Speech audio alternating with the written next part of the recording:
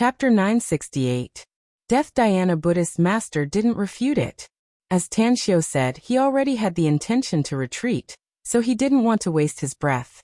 As he gestured for them to retreat, two handsome Caucasians who looked like vampires instantly grabbed Xingquo's shoulders and retreated with the others. Boundless Buddhist Dharma, demonic fire burns the shore. Death Dhyana Buddhist Master waved the staff in his hand, and a black flame ignited in an instant. Several black metal balls were smashed on the ground in front of him. Suddenly, a black mist began to spread in all directions when the metal balls exploded. When the black flame touched the black mist, it was as if it had touched kerosene. In a flash, the dark environment was illuminated as if it was daytime. However, the burning black flames also forcibly obstructed Tang Xiu and the others. Suddenly, Xingluan took a step forward and grabbed a sharp dagger that instantly cut his finger. After forcing out a few drops of blood, he fiercely threw them at the black flame in front of him. At the same time, he used his other hand to cast a seal and silently recited an incantation. In just a few breaths, the few drops of blood he threw out turned into black flames out of thin air, looking almost no different from the sea of black flames in front of them. Mr. Tang, quickly take some people to chase them. I can use my family's forbidden technique to open a passage through this sea of fire. Xingluan's complexion was a bit pale, but he still hurriedly shouted. Tanshio's eyes lit up and he shouted without hesitation. Everyone, chase after them. We must kill all of them today. Else we'll have endless troubles in the future if they escape. Whoosh, whoosh, whoosh. Figures moved lightning fast and dashed into the sea of fire. The passage Xingluan opened in the sea of black flames could be said to be perfect. In less than half a minute, almost everyone had passed through the passage and escaped from the range of the sea of black flames. Lotus sword. Layers upon layers of immortal sword shadows were like a blooming lotus. Even in the dark night, they were still blooming like stars. Tang En's figure suddenly appeared in front of Death Dhyana Buddhist Master's group of 7 and forcibly blocked their escape route. The lotus-shaped sword shadow gave Death Dhyana Buddhist Master a vague illusion that if he rashly rushed into this sword light, his chance of survival would be slim. Death Dhyana Buddhist Master held the Buddhist staff in his hand, and a light shadow instantly shot out from the staff and bombarded the sword lotus. Although the layers of airflow became chaotic and the light shadow dissipated, two lightning-fast figures appeared in front of the sword lotus. The burly man, who wore a long dress and had heavy makeup on his face, exuded a bit of demonic aura. The muscles on his face kept trembling, and his ferocious face was filled with dense killing intent. As for the long-haired young man with the crusader on his back, the cross on his back had already floated up, emitting black smoke. Thousand Feather Needle. Punishment from Hell. The two of them joined forces and instantly launched a fierce attack. Tang En's figure twisted and instantly disappeared into the distance along with the airflow of the space. She instantly used the law of time, causing the surrounding space to seemingly freeze. The attacks of the burly man with demonic aura and the wicked-looking young man instantly became very slow. At this time, Tang En appeared a dozen meters away in front of the duo. Her black-gloved hands seemed to be weaving an invisible big net. The lines of the net were like cracks in the space, shrouding the duo. Space Force? Not far away, Death Dhyana Buddhist Master's eyes burst with a horrified look. His skeleton-like body suddenly dashed forward. When he was still more than 10 meters away from the big net, he fiercely struck the Buddhist staff in front of him. At the same time, the Buddhist beads in his hand that were missing a few beads were instantly thrown up. The moment the string of Buddhist beads soared 100 times, the rope broke, and the Buddhist beads exploded one after another. Kacha! The space turbulence became even more chaotic, but the huge net formed by the space cracks continued to collapse. In the end, just when it came in contact with the burly man and the demonic youth, it finally disappeared without a trace. Tang En's complexion slightly changed. She had always relied on the space and time forces to launch sneak attacks when she fought others in the past, and it was always successful. This time, she had to stop Death Dhyana Buddhist Master and the others. It was the first time she fought the enemy head-on, but her attack method was broken. 3,000 slashes. Intense killing intent burst out of Tang En's eyes. Her immortal sword stirred the wind and clouds and instantly formed a sword wall that slashed forward. Let's work together to block it. Death Dhyana Buddhist master's complexion changed. The deadly crisis made him completely erupt at this moment. He crazily circulated the dark Buddhist force inside his body, causing his Buddhist staff to expand several times in an instant. He grabbed it and fiercely waved it in front of him. The wicked-looking young man manipulated the cross to constantly hover at high speed. A black stream of light seemingly turned into black ghosts that bared their fangs and brandished their claws at the oppressive sword wall. The burly man made an orchid gesture with his fingers, and black needles that looked sharp but produced harsh noises due to the fast friction in the air bloomed like pear blossoms in a rainstorm. Offense was the best defense. The trio joined forces and nearly used their strongest moves to instantly bombard the sword wall formed by the 3,000 slashes. Puff! Tang An's body trembled, and her figure instantly disappeared from the spot. She spurted out a mouthful of blood that dyed the space where she was standing blood red. Death Dhyana Buddhist master, and the other two also had their bodies protected by the formation. The power of space made them feel extremely oppressed. Although they had successfully broken Tang An's attack, their bodies still trembled, and were forced to retreat a dozen steps. Their arms that were holding their weapons were faintly numb. What a powerful thieving woman. It's no wonder she's like a child. Death Dhyana Buddhist master tried his best to calm his churning blood and energy. He vigilantly observed the surroundings and slowly spoke. Behind the trio, the dark-skinned woman coldly said, Death Dhyana Buddhist master, let's not confront her head-on if we don't want to die here. She's too strong, so let's run. Just as her voice faded away, she and the two handsome vampire-like youths instantly dashed forward. Cinquo, who was being carried by the two handsome youths, didn't want to admit Tang An's strength. But he was perfectly aware that even the most powerful Death Dhyana Buddhist master was not necessarily the match of this mysterious woman in a one-on-one fight. Run. What he wanted the most now was to escape. Even if Death Dhyana Buddhist master and the others were to die, he would be very satisfied as long as he could escape. Now he could clearly see the situation. Even if he became stronger, developed better, and trained a large number of subordinates in the future, it would be very difficult for him to seek revenge from Tan Xiao. It was because Tan Xiao was very strong, and so were his men. Seeking revenge from him would undoubtedly be like striking a stone with an egg. However, Singluan and his protector elders could all be killed. Even the Dark Shaman clan, which Singluan would use in the future, could also be eliminated. There's more. Damn Singli and the 13 Shaman Guardians. They succumbed to the enemy's threat and gave up on themselves. They must also die, and they must be tortured to death, enduring endless pain before they die. A cold glint flashed in Cinquo's eyes. He was grabbed by the two vampire-like youths, but a layer of faintly discernible black mist surged around his body to quickly heal his injuries. He would be able to heal most of his injuries if he was given 10 minutes. It wouldn't affect him much even if he had to fight again. A few kilometers away, on the tens of meters high water tower, Zhuo secretly breathed a sigh of relief. He turned to look at his men, who also looked relaxed and sighed. I never thought that there would be so many terrifying existences in this world.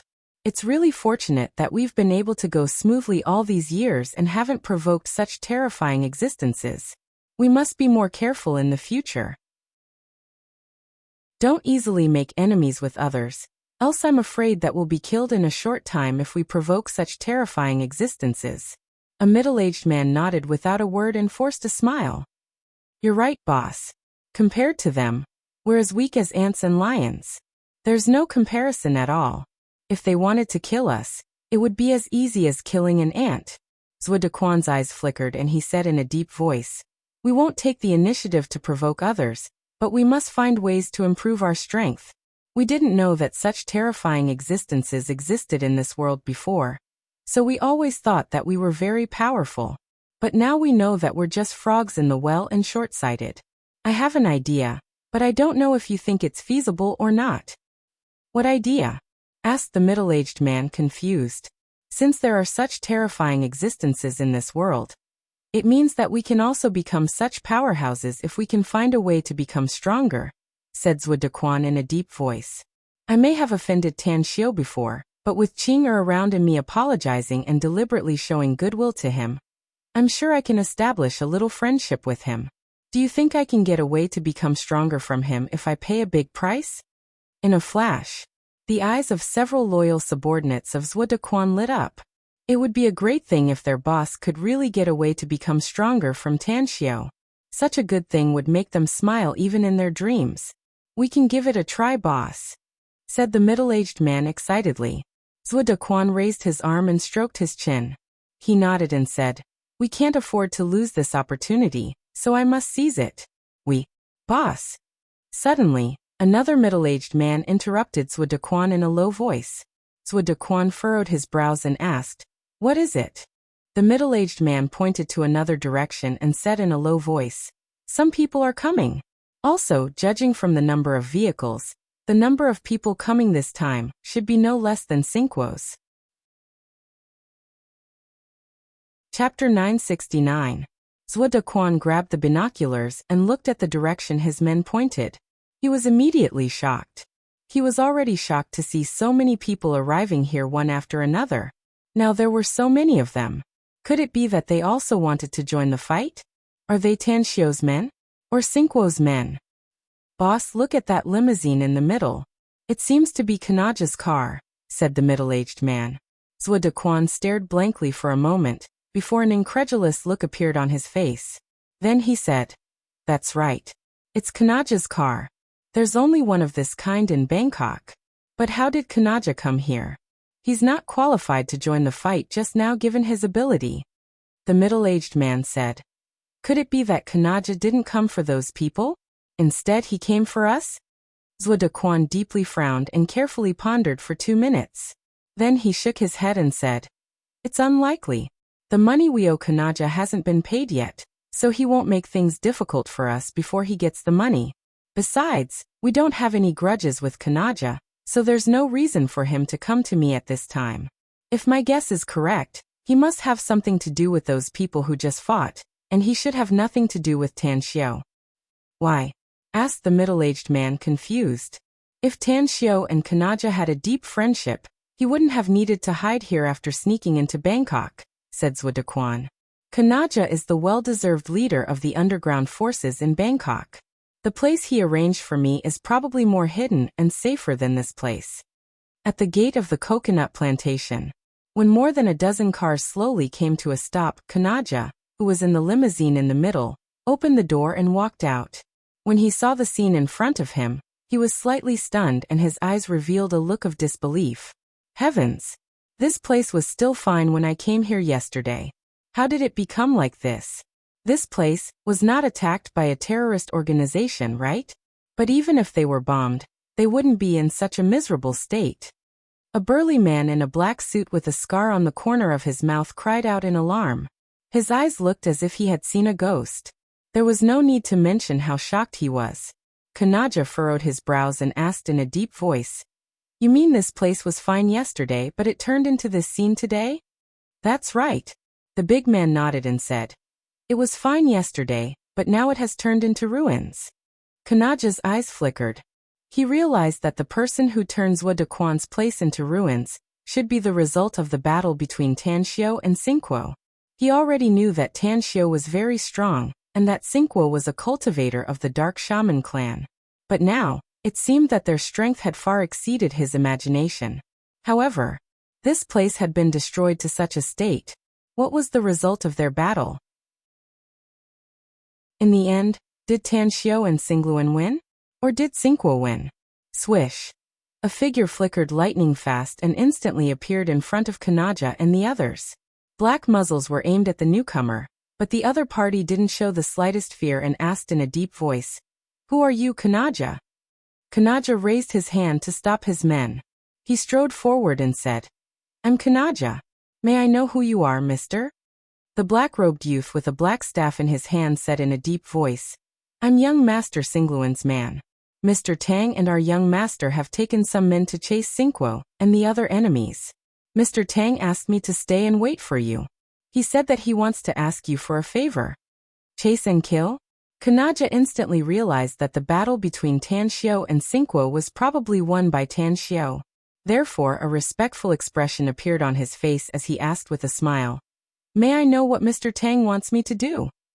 Mr. Tang said that they fought with Xingguo's men here and turned this place into ruins. "It's really inexcusable," said the youth. "That's why I hope Mr. Kanaja can help me deal with the aftermath. Burn all the corpses here and rebuild this coconut plantation. As for Zuodequan, I hope Mr. Kanaja can explain it to him. Mr. Tang will pay for the reconstruction of the coconut plantation." Kanaja finally understood Tan Xiao's intention. The smile on his face turned thicker and he said in a clear voice, "Please tell Mr. Tang that I have some friendship with the owner of this coconut plantation, Zuodequan. He will naturally give me face. As for these corpses, I'll send someone to deal with them immediately. Also, leave the matter of rebuilding the coconut plantation to me. You don't need to pay for it, just consider it my congratulatory gift to Mr. Tang for his victory. I'll convey your words to Mr. Tang." The youth nodded.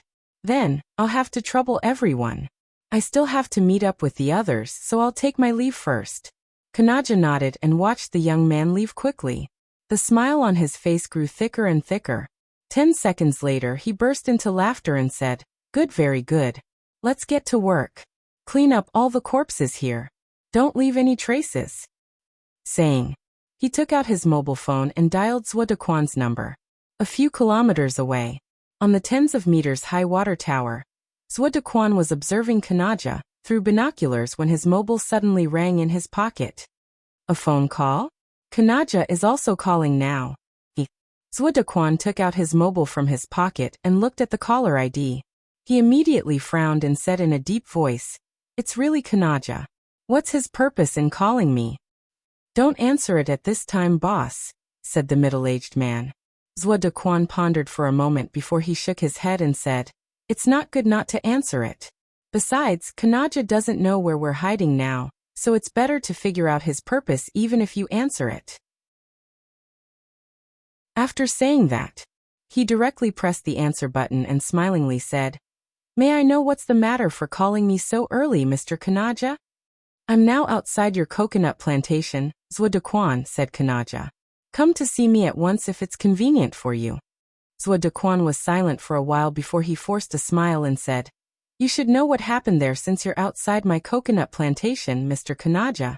It's like hell there now. I sensed it ahead of time and escaped with my men. You want me to go there now? Isn't this asking for my life?" "I don't know why Mr. Tang chose your place as the battlefield," said Kanaja coldly.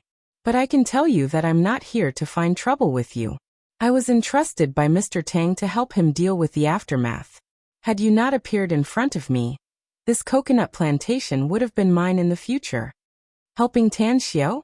Zuodequan's expression shifted, and a look of disbelief appeared on his face. He couldn't figure out why Tan Xiao would follow his daughter to his place since he knew Kanaja and seemed to have a good friendship with him. Did he want to hide here? Hold on. A light suddenly flashed inside Zuodequan's mind, and he instantly realized it. Kanaja was indeed the kingpin of Bangkok's underworld, but he had too many people under him, and his men were naturally mixed with crooks and honest people. Tan Xiao was afraid that Kanaja's men would sell his whereabouts, so he came to me, an irrelevant person. Having figured it out, he secretly regretted refusing Tan Xiao before. After clearing his throat he said, "Please wait for me for 10 minutes, Mr. Kanaja. I'll be there in 10 minutes. Frankly speaking, Mr. Tang and Tan Xiao have a good friendship with my daughter. Since he entrusted you to help, then I should also help you." An unhappy look flashed in Kanaja's eyes. He didn't expect that Tan Xiao actually had a good friendship with Zuodequan's daughter. It seemed that he would have to change the way he befriended him in the future. 5 kilometers away, Tan Xiao finally arrived with a large team. Upon seeing the scene of Tang and coughing up blood, the killing intent in his eyes turned more intense. He even controlled the divine sword and flashed lightning fast toward the enemy. "Set up the array. You must exterminate all of them." The divine sword transformed into thousands of sword images that stacked layer upon layer as they swept toward Death Dhyana Buddhist Master's group of 7. This time, Tan Xiao didn't hold back his power. His figure appeared 100 meters high in the air as he cast all kinds of divine powers and seals, causing flames to form all over the sky and shroud the area within several kilometers. Lightning bolts fell from the sky and constantly shuttled back and forth in the sea of fire. Puff, puff, puff. He took out 8 array discs from his interspatial ring and quickly threw them in 8 different directions. At the same time, he used the crossroads of the highway, the surrounding trees, street lights, and the small artificial lake on the left side to arrange the 8 desolation array. Following the formation of ancient and complicated runes, lines of runes quickly intertwined, exuding faintly discernible energy fluctuations. In just a dozen seconds, Death Diana Buddhist Master and the others had yet to rush out of the sea of fire, but the runes had already been laid out. Golden Lion. As the 8 desolation array was activated and completely shrouded the surrounding space, Tan Xiu shouted in a deep voice. Jin Shi instantly appeared in front of Tan Xiu and respectfully said, "What's your order, boss?" "You've read a lot of ancient books I've read during the days you've been following me," said Tan Xiu. "You've even studied more than a dozen arrays I've written. Tell me, what's the name of this array?" Jin Shi stared blankly for a moment. Although he had studied a lot about arrays, he couldn't arrange one at all, and rarely saw one in reality. Immediately after, he circled around the 8 desolation array a dozen times and spent a full 10 minutes. Then he probingly asked, "This should be the 8 desolation array, right, boss? I've seen several array patterns in runes, and they're very similar." "Great. You can recognize this array and enter it alone. You should be able to smoothly assassinate them, right?" Tan Xiu nodded. "I can." Jin Shi nodded seriously. Chapter 970. Jin Shi had always been a cautious man. He would never boast about something he was not sure of. He had memorized all the contents of the array he had read before. Every position, every angle, he had secretly made countless arrangements in his mind. "Enter the array." Tan Xiu shouted in a deep voice. Jin Shi strode forward and appeared in the 8 desolation 6 harmonies array the next moment. When he saw the flaming fireballs shooting at him, his footsteps flashed, and he appeared a few meters away the next moment. At the same time, his line of sight moved quickly and found the place he was looking for in just a second or two. Break! 4 fireballs appeared around him in an extremely short period of time, and the immortal sword hovering around him directly split the 4 fireballs apart. As he moved, all the fireballs that shot towards him were either dodged or broken apart by him. And then he appeared in the predetermined position. Suddenly, all the fireballs that shot towards him within the formation dissipated, and he stood in a safe position. At the same time, Death Diana Buddhist Master, and the others who were trapped inside the 8 desolation 6 harmonies array, were also dodging the attacks formed by the array. From time to time, there were lightning, torrential rain, hurricanes and earth spikes. The attacks formed by countless changes in the environment had left them scarred and exhausted a huge amount of the power they cultivated. "We must find a way to break this array, else we'll be trapped inside," shouted the evil-looking youth who had a bloody wound on his face, controlling the pitch-black cross. He barely dodged the attack of a hurricane. Death Diana Buddhist Master had been observing the array. He was the one with the lightest injury among them, and his strength wasn't affected much. He could even lend a helping hand to his companions when he was dodging the attacks. However, he couldn't see through the mysteries of this array even after studying it for more than 10 minutes. "There's only one way left now," said Death Diana Buddhist Master in a deep voice. The evil-looking youth looked pleasantly surprised and hurriedly asked, "What's the solution, Death Diana Buddhist Master? We're all injured. We can't hold on for long if we can break this array." "I came up with the stupidest method," said Death Diana Buddhist Master in a deep voice. "That's to break this array with force. We'll do everything we can to attack the same position in this array, and strive to break this damn array in one blow." "All right. Agreed." The others nodded and quickly approached Death Diana Buddhist Master. Death Diana Buddhist Master pointed to a spot and said in a deep voice, "I have a feeling that that's the weakest spot in the entire array, but it's also the place with the most attacks. So, if we want to break the formation, we have to destroy all the attacks in that direction, and we have to increase the intensity of our attacks to create an opening there. As long as we succeed, this array formation will be broken. Do it. With a loud shout from Death Dhyana Buddhist Master, everyone used all their strength to attack in the direction they had locked onto. Fireballs mixed with lightning bolts were very powerful, but under everyone's attack, all the fireballs and lightning bolts were destroyed. The remaining force bombarded a layer of energy shield. As layers of ripples appeared on the energy shield, a hair-thin crack appeared. However, the moment the shockwave from the attack dissipated, the crack automatically healed, and the vibrating ripples also disappeared without a trace. The power of the array's attack is weakening. The evil-looking young man's eyes were filled with disappointment, but in an instant, he keenly noticed a problem and cried out in surprise. Death Dhyana Buddhist Master grinned and loudly said, "That's right. We may not have broken this array, but we did cause some damage to it, causing its attack power to weaken. If we continue to attack, I believe that this formation will be overwhelmed sooner or later, and we will break it by force." The burly man yelled. "Then continue to attack." Uft. Before he could finish speaking, a celestial sword that was hidden in the shadows like a venomous snake silently pierced through his heart. As the sword light moved, his body was torn into pieces, and at the moment he exploded, it formed a tragic scene of flesh and blood flying everywhere. A bloodthirsty glint flashed in Jinshir's eyes as soon as he appeared. He immediately retreated half a step and disappeared into thin air after hitting his target. What's going on? The complexion of Death Dhyana Buddhist Master and the others drastically changed. They didn't see the sneak attack and only felt a sharp energy fluctuation. They hurriedly turned their heads and saw the burly man's body explode. Such a strange situation made their complexion turn extremely unsightly, and fear grew in their eyes. The evil-looking youth subconsciously moved closer to Death Dhyana Buddhist Master, while vigilantly observing the surroundings. He didn't even block the fireballs and lightning bolts coming from all directions. However, the black woman suddenly took off the cloak on her body. The moment she waved her arm, the black cloak formed a mist-like air wall, blocking all the fireballs and lightning bolts that shot towards them. Half a minute. The dark cloak can only block for half a minute at most. Everyone hurry up and attack the same spot.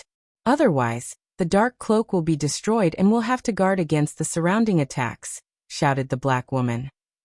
Attack. Death Dhyana Buddhist Master was also aware of the crisis at the moment. He didn't hesitate to raise his staff and fiercely smashed it forward. Jinshi, who was hiding in the dark, originally planned to continue his sneak attack. But when he saw the black woman unleashing the dark cloak, he suddenly felt a bit dejected and hurriedly sent a voice transmission to Tan Xiao. "Boss, the enemy has a defensive magic tool, so I can't continue my sneak attack for the time being. Also, they're attacking a certain point of the array. If they keep attacking like this, the array will be broken soon." A cold light flashed in Tan Xiao's eyes as he stood outside the array. His figure instantly entered the 8 Desolation 6 Harmonies array. His footsteps were very peculiar, and the position he stepped on was also very special. His seemingly dancing figure didn't suffer any attack from the array, and appeared near Death Dhyana Buddhist Master and the others. Interesting. Tan Xiao once again unleashed the Divine Sword. Along with the eruption of a terrifying aura, the Divine Sword instantly expanded 100 times, and turned into a terrifying giant sword nearly 100 meters long. He then fiercely slashed the dark cloak. Boom! The dark cloak was smashed to pieces, and Jinshir's figure instantly appeared behind the black woman. As the immortal sword swept across, the black woman's face turned pale, and her head was directly chopped off. Except for Death Dhyana Buddhist Master, the rest were hit by the aftermath of the divine sword attack, and fled in all directions. Tenebrous Domain. Xingqiu had already recovered his strength. Although he still had some injuries on his body, they weren't very serious.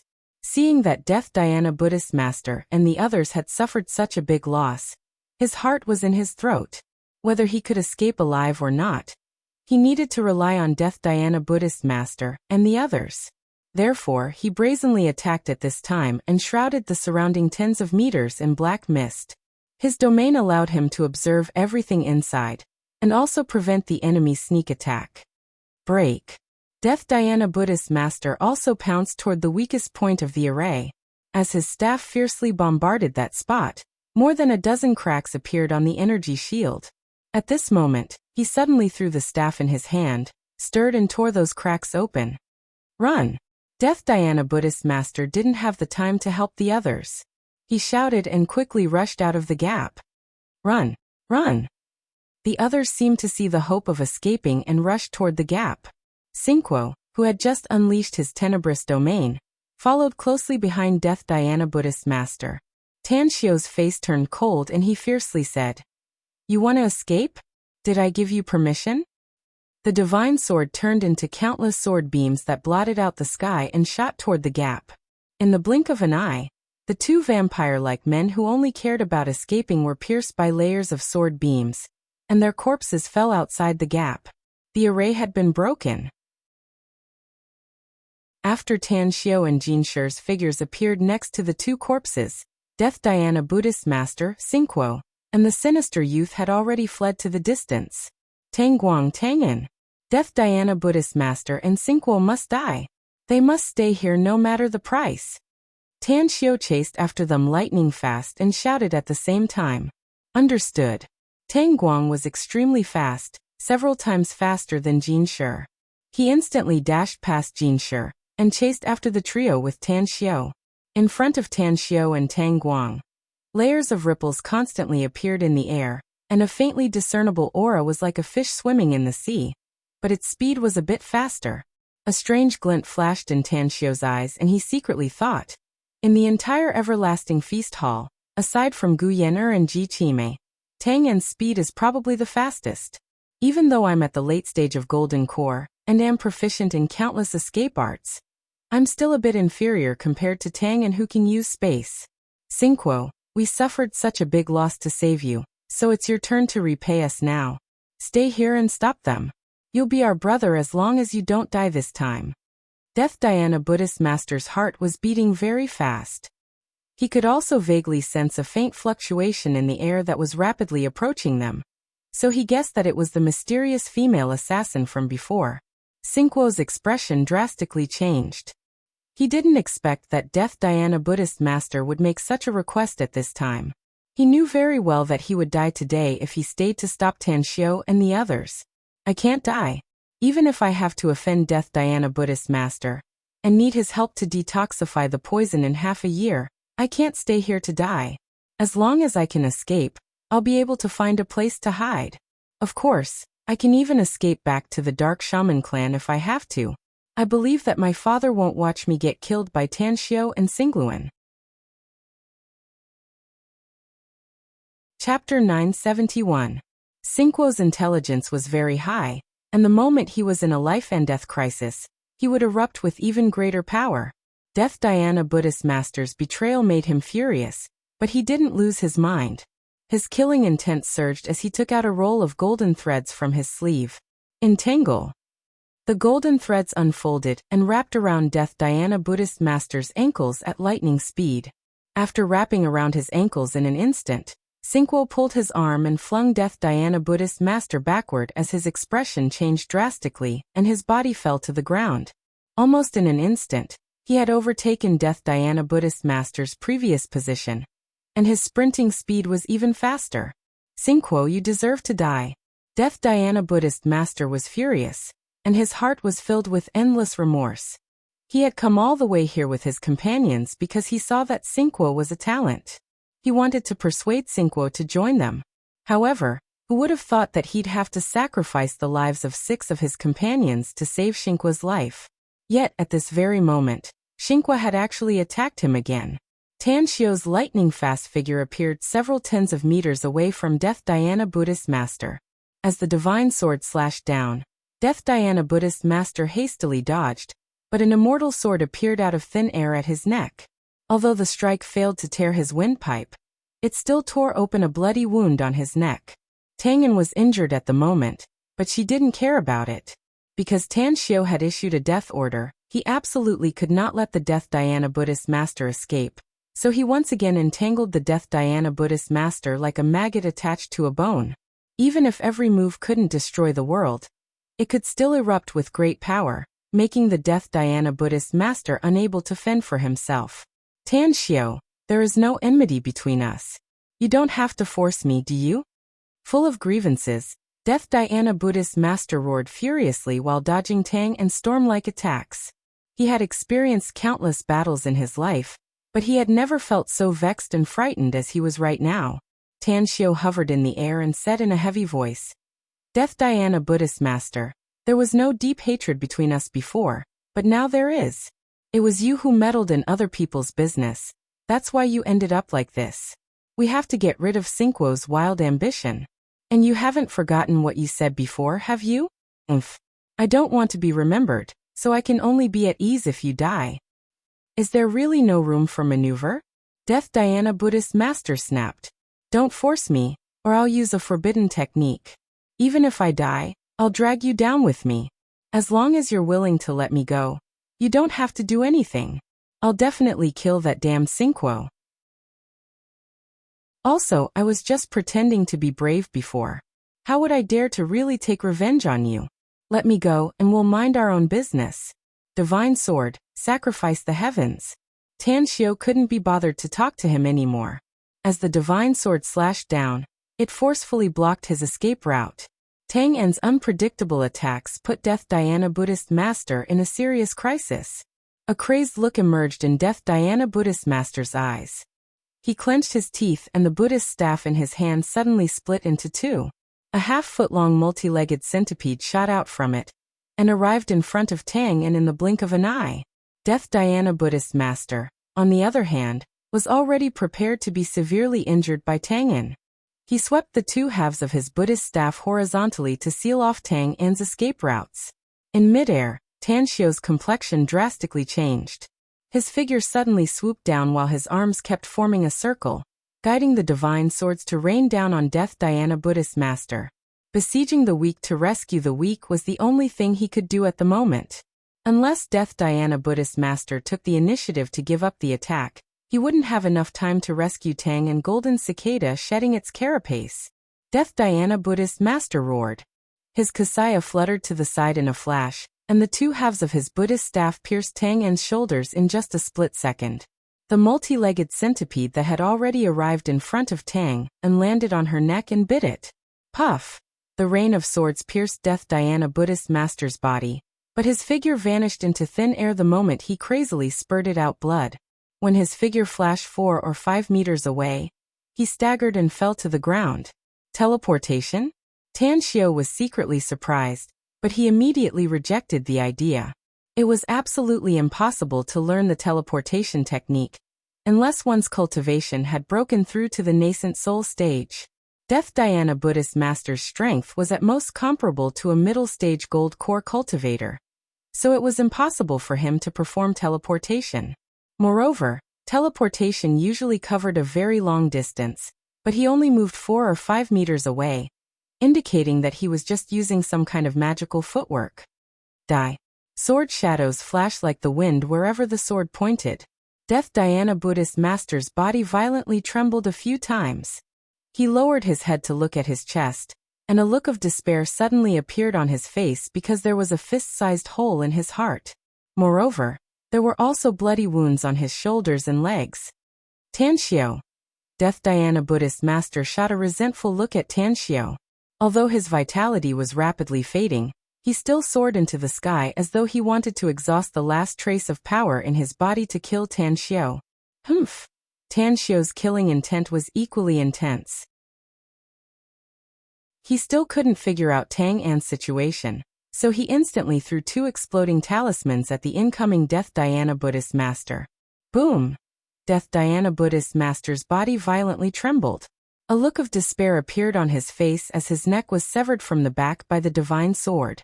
At this moment, a red light suddenly bloomed on the divine sword, and a suction force was released, sucking the blood into the sword. At this moment, Tan Xiao could clearly feel that the power exuded by the divine sword had increased a lot compared to before. Moreover, his perception of the divine sword had also become stronger. After a few flashes, Tan Xiao appeared at Tang En's side. He saw that Tang En had taken out a dagger and killed the centipede. He reached out to support her, grabbed her wrist, and put his fingers on her pulse. Highly toxic? Tan Xiu's complexion slightly changed. He took out a few silver needles from his interspatial ring and instantly sealed several major acupoints on Tang En's neck. At the same time, his other hand quickly tore the black robe on Tang En's body. When her bare shoulders appeared in front of Tan Xiu had already inserted the last silver needle into the acupoints. He then pinched Tang En's shoulders with both hands and his fingernails instantly pierced into her flesh. Grand Master. Tang En was startled and a bit of panic could be seen in her eyes. Don't talk and don't circulate your energy, said Tan Xiu in a deep voice. That centipede's venom is very strong. The poison has already reached your shoulders in just a few seconds. I must expel it from your body. Tang En's restless heart finally calmed down after hearing it. She then nodded with a hint of shyness. Extract her blood and seal her veins. Tan Xiu pulled out his fingernails. As his hands slowly left Tang En's shoulders, blood was sucked out from his palms. The blood that was sucked out was black and carried a hint of stench. But after a few seconds, it turned red. Immediately after, Tan Xiu shook off the blood and reached out to press the back of Tang En's neck.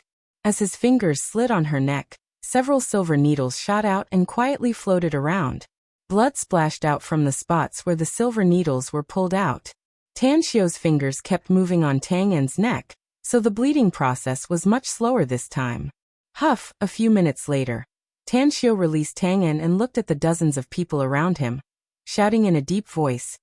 What the hell are you all doing here? Go and kill Xingguo. Tang Guang has gone after Xingguo, boss, said Jin Shi in a low voice. We're too slow. If we catch up with him. You must chase him even if you're slow, said Tan Xiu in a deep voice. Remember, don't let him escape even if you have to block the road ahead. He's bound to become a big trouble in the future if we don't get rid of him. Upon hearing that, Jin Shi and the others immediately chased after Xingguo and the sinister youth. Even Xingluan and his men also chased after them. As a matter of fact, Xingluan was more eager for Xingguo's death than Tan Xiu.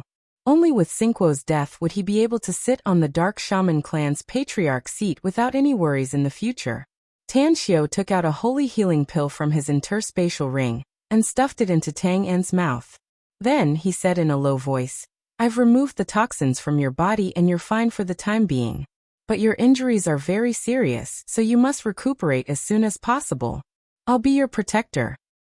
Please go after Xingguo, Grand Master. Tang En shook her head. I can do it myself. Tan Xiu shook his head and said, We're in a very critical period right now. No one knows when the enemy will come. Anyways, let's go back to the coconut plantation first. If my guess is correct, Kanaja should be there by now. We'll settle you down there, and then I'll be your protector and recuperate. All right. Tang En no longer refuted Tan Xiu's suggestion and let Tan Xiu hug her waist. Then, Tan Xiu took her to the sky and flew toward the direction of the abandoned coconut plantation. At the entrance of the coconut plantation, Kanaja was smoking a cigarette while looking at the helpless Zhuo Dequan in front of him. He wouldn't have given Zhuo Dequan any face had it been in the past. But now Zhuo Dequan's daughter turned out to be a good friend of Tan Xiu, which forced him to treat Zhuo Dequan in a different light. You mean you refused Mr. Tang's request before? And drove them out of your place? Asked Kanaja. That's right, said Zhuo Dequan helplessly. I didn't even know his identity before, nor did I know what kind of relationship he has with the Huang family of China. The Huang family is my mortal enemy, and they're very powerful and have many powerhouses.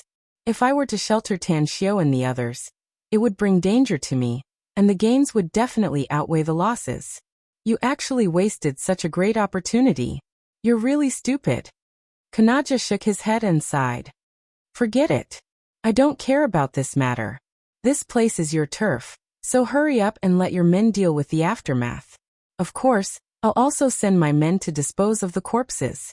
Also, Mr. Tang asked me to help you rebuild this place, so I naturally won't neglect him. Deduct the money you owe me from the reconstruction cost. Chapter 972. Zhuo Dequan instinctively felt suppressed in front of Kanaja. If it were a decade ago, he would have been able to straighten his back and face Kanaja. But in Bangkok, this man was richer, more powerful than him, so he could only tuck his tail between his legs and behave. You don't need to deal with the reconstruction. This is my place, so it's up to me to solve it. But I appreciate your kindness, said Swadequan. Kanaja's expression changed and he solemnly said, I think you misunderstood me. The reconstruction of your place was given to me by Mr. Tang. I naturally need to find the construction team and pay for it. You owe me money, so the salary will be directly deducted from the money you owe me. So I hope you know what to say and do in front of Mr. Tang. Swadequan instantly understood Kanaja's meaning. He was expressing goodwill to Tan Xiao. Furthermore, if Tan Xiao was a person who valued friendship, he would probably accept this favor. Swadequan could only force a wry smile inwardly. Nowadays, it was easy to repay money, but a favor was the most difficult to repay. As the saying goes, there was once an opportunity for Tan Xiao to owe him a favor, but he didn't cherish it. Only when he lost it did he regret it. Nothing could be more regretful than this in the world. If God gave him another chance, he would never miss it. If he could add a foundation to this opportunity, he would definitely serve him with all his heart and soul, even treating him like an ancestor.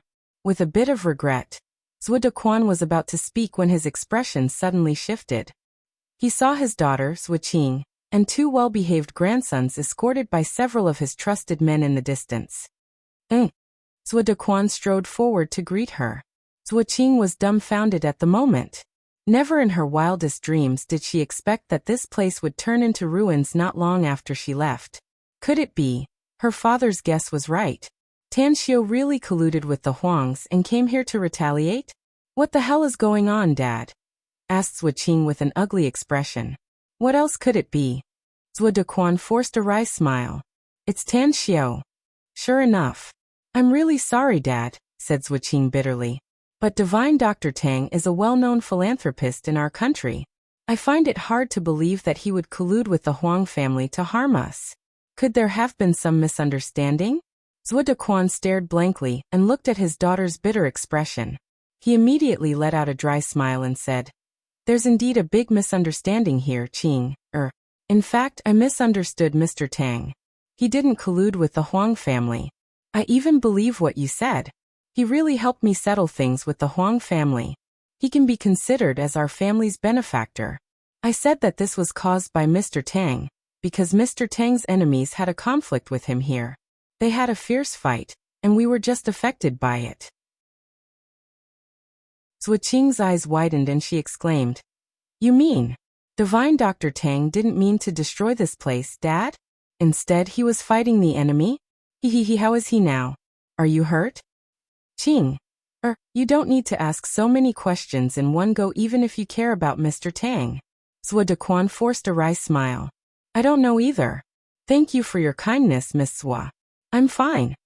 Tan Xiao hugged Tang An and descended from the air, and instantly appeared in front of everyone. He released Tang An's waist and supported her arm. Then he smilingly said, I'm really sorry for making you like this, Mr. Zwa. Don't worry, I will make it up to you. Swadequan hurriedly waved his hand and said, No. It's all right. Mr. Tang, when you fight with the enemy, you don't mean to destroy my place. Saying. He suddenly thought of Kanaja and turned his head to look at him. What made his heart skip a beat was that Kanaja was looking at him with an unfriendly gaze. If he said that he didn't need Tan Xiao to pay for the rest of the damage, Kanaja would bear a grudge and perhaps retaliate after Tan Xiao left. Tan Xiao was keenly aware of the strange atmosphere between Swadequan and Kanaja. He faintly smiled and said, I'll have to trouble you this time, Mr. Kanaja. Consider this, Tan Xiao owes you a favor. Please don't hesitate to ask me if you need my help in the future. Kanaja had been waiting for Tan Xiao's words. He was overjoyed inwardly and smilingly said, You're being too polite, Mr. Tang.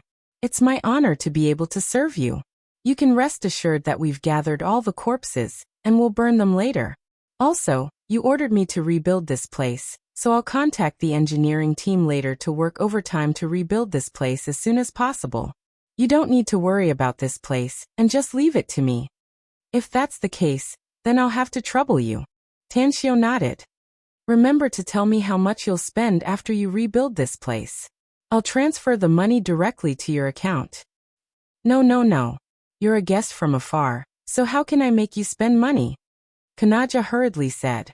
Mr. Tang, consider the cost of rebuilding this place as my gift to you. That's right, I've also arranged this. I want to invite you to the colorful fallen petals tomorrow night. I wonder if you can do me the honor? The colorful fallen petals? Tan Xiu recalled the liner on the Chao Phraya River. He heard that it was a paradise on earth. However, he had other things to deal with and didn't have the time for the time being, so he said, You've seen the situation here today, Kanaja. Xingguo has escaped, but there's still a fish that escaped the net. Hence, I'm afraid I can't spare the time to accept your invitation for the time being. How about this? After we've dealt with all the enemies in Xingguo and Bangkok, I'll personally prepare a gift and visit you. You can have a meal anywhere you like at that time. Kanaja didn't feel dissatisfied with Tan Xiu's refusal. Instead, he became more excited after hearing Tan Xiu's words. He firmly nodded and said, I'll clean the bed and wait for you, Mr. Tang, since you have something to do. Tan Xiu said, Everyone, please continue with your business. This grand disciple of mine is seriously injured and needs to find a quiet place to recuperate. Zhuo Dequan had been trying to find a way to express his goodwill to Tan Xiu. Upon hearing his words, he immediately said, My place has turned into ruins, Mr. Tang, but there's an underground warehouse inside. If you don't mind, you can recuperate in the underground warehouse. In a flash, several of Zhuo Dequan's men looked shocked, puzzled and worried. If so, please lead the way. Tan Xiu nodded. Zhuo Dequan complied, and then gave some instructions to his trusted men. He then led Tan Xiu and the others to the ruins. When they came to a collapsed building, a dozen strong men quickly cleaned up the surroundings and revealed a door leading to the underground. Kacha. The sound of the door was heard and a staircase leading downward slowly appeared in front of everyone. As Zhuo Dequan led everyone down, he explained, This underground warehouse is actually a place where I store gold. It might be a bit messy inside, but there's a room that's very clean and well equipped with all kinds of furniture and appliances. I often come down here to think about some things. An underground warehouse used to store gold? Tang Xiu's expression shifted, and he instantly probed the inside with his spiritual sense. To his surprise, the area of the warehouse below was very large. It was more than 1,000 square meters, and there was a lot of gold stored inside, all neatly arranged on the shelves.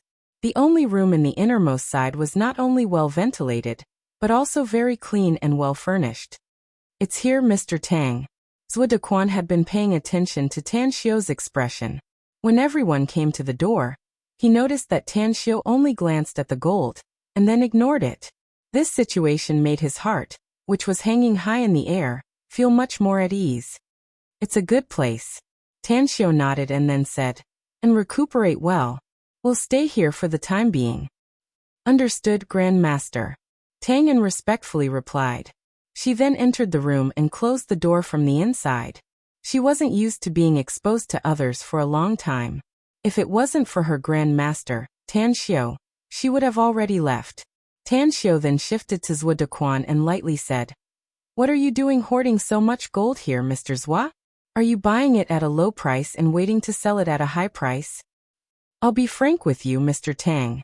Zhuo Dequan forced a wry smile and said, I have a gold mine that produces a lot of gold every year. Some of it is exchanged for cash, while the rest is stored. However, the price of gold has plummeted recently, causing me to accumulate a lot of gold that I can't sell. I owe Mr. Kanaja a lot of money, but I can't pay him back. So I'm planning to use the gold to repay the debt according to the current market price. Tan Xiu stared blankly for a moment before he nodded and said, The price of gold has indeed plummeted recently, but it's really rare for you to own a gold mine. I paid a great price to get that gold mine a few years ago. Zhuo Dequan forced a wry smile. Although I've earned back the money I invested in it in recent years, the gold mine is about to be depleted. I originally planned to wait for the price of gold to rise before exchanging it for cash. But now it seems impossible for me to do so in a short time. What's the current price of gold? Asked Tan Xiu. 290, answered Zhuo Dequan. Tan Xiu turned to Kanaja and asked, Kanaja, You won't mind if I buy gold from Zhuo, will you? Of course, I know that the price won't be too high if he wants to use gold to pay off his debt. But the price I buy from him should be higher than the current market price. I don't mind.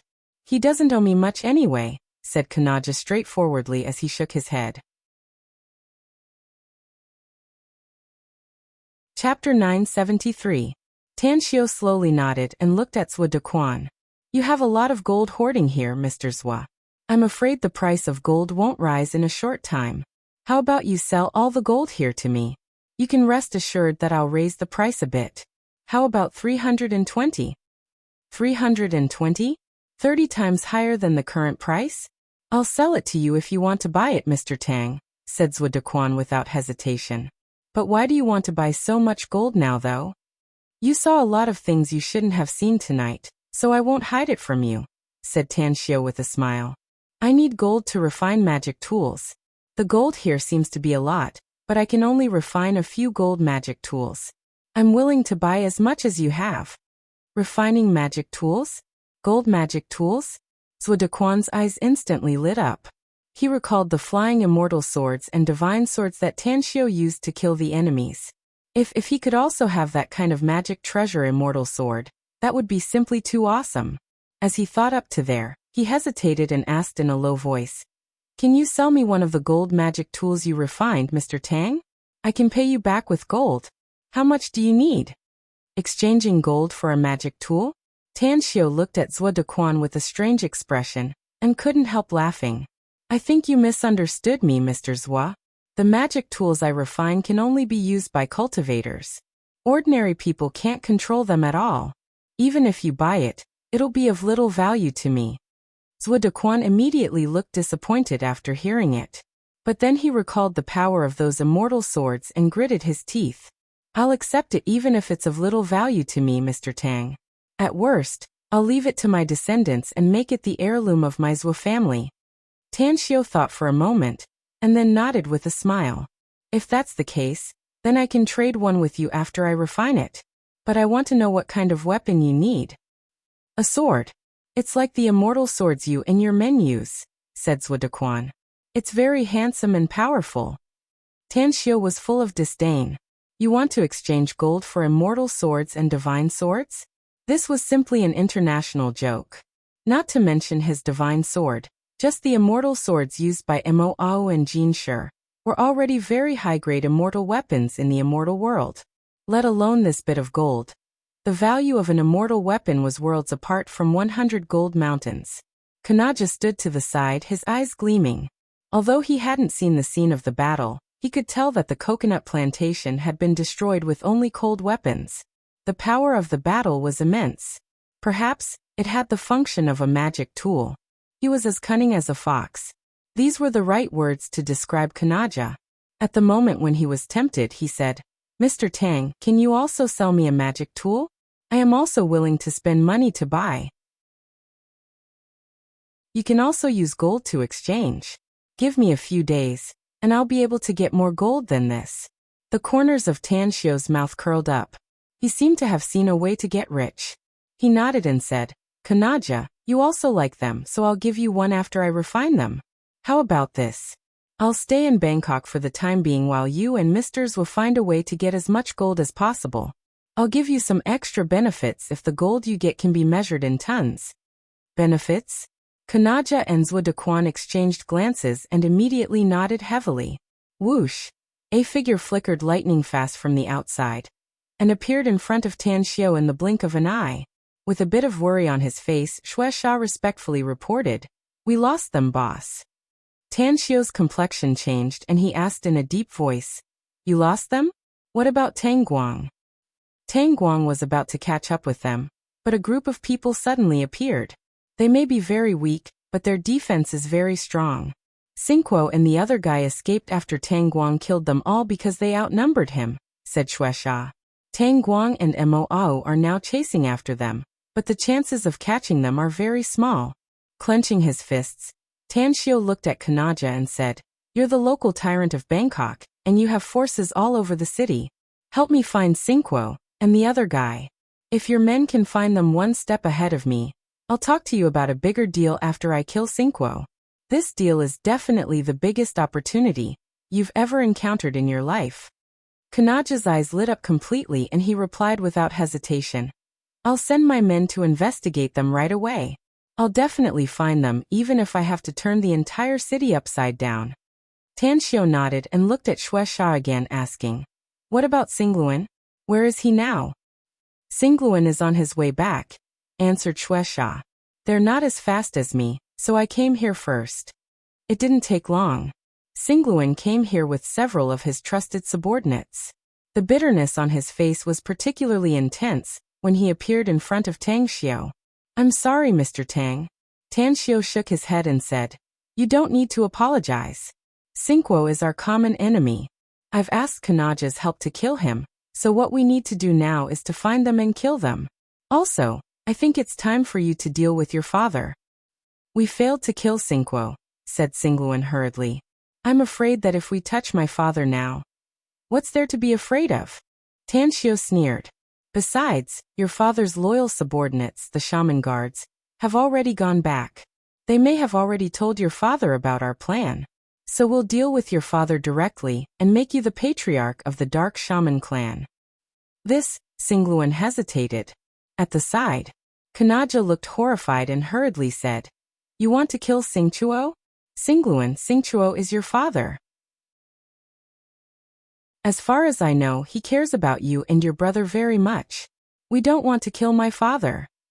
Xingluan shook his head and said, it's just that he's been sitting in the Dark Shaman clan's patriarch position for too long. It's time for him to step down from that position and enjoy a leisurely life. Kanaja suddenly understood and sighed. There's an old saying in Wuxia that every generation has its own talents, and each of them will lead the way for decades. Now that you've grown up, it's time for your father to step down. Besides, I'm sure the Dark Shaman clan will be more prosperous and prosperous in the future with Mr. Tang's help. Let's not talk about these useless things. Tan Xiu lightly said. Xingluan, what's your decision? Xingluan took a deep breath and made up his mind. Then he said in a deep voice, Mr. Tang, since you think it's time for my father to step down, then let's do it. However, if my father insists on refusing, please don't take his life. That's only natural. Tan Xiu nodded. Our purpose is very simple. We want you to become the patriarch of the Dark Shaman clan. It won't be a problem even if we don't kill anyone as long as you sit in that position. Xingluan shot a grateful look at Tan Xiu and firmly nodded. My father has always been a wise man. He'll definitely agree. At the Dark Shaman clan's territory, Xingchuo stood quietly by the window, looking into the distance. He had been waiting for the news for a long time, but there was no news until now, which made him feel a bit restless. Wuxia, cultivators. Xingchuo was well aware of how powerful cultivators were.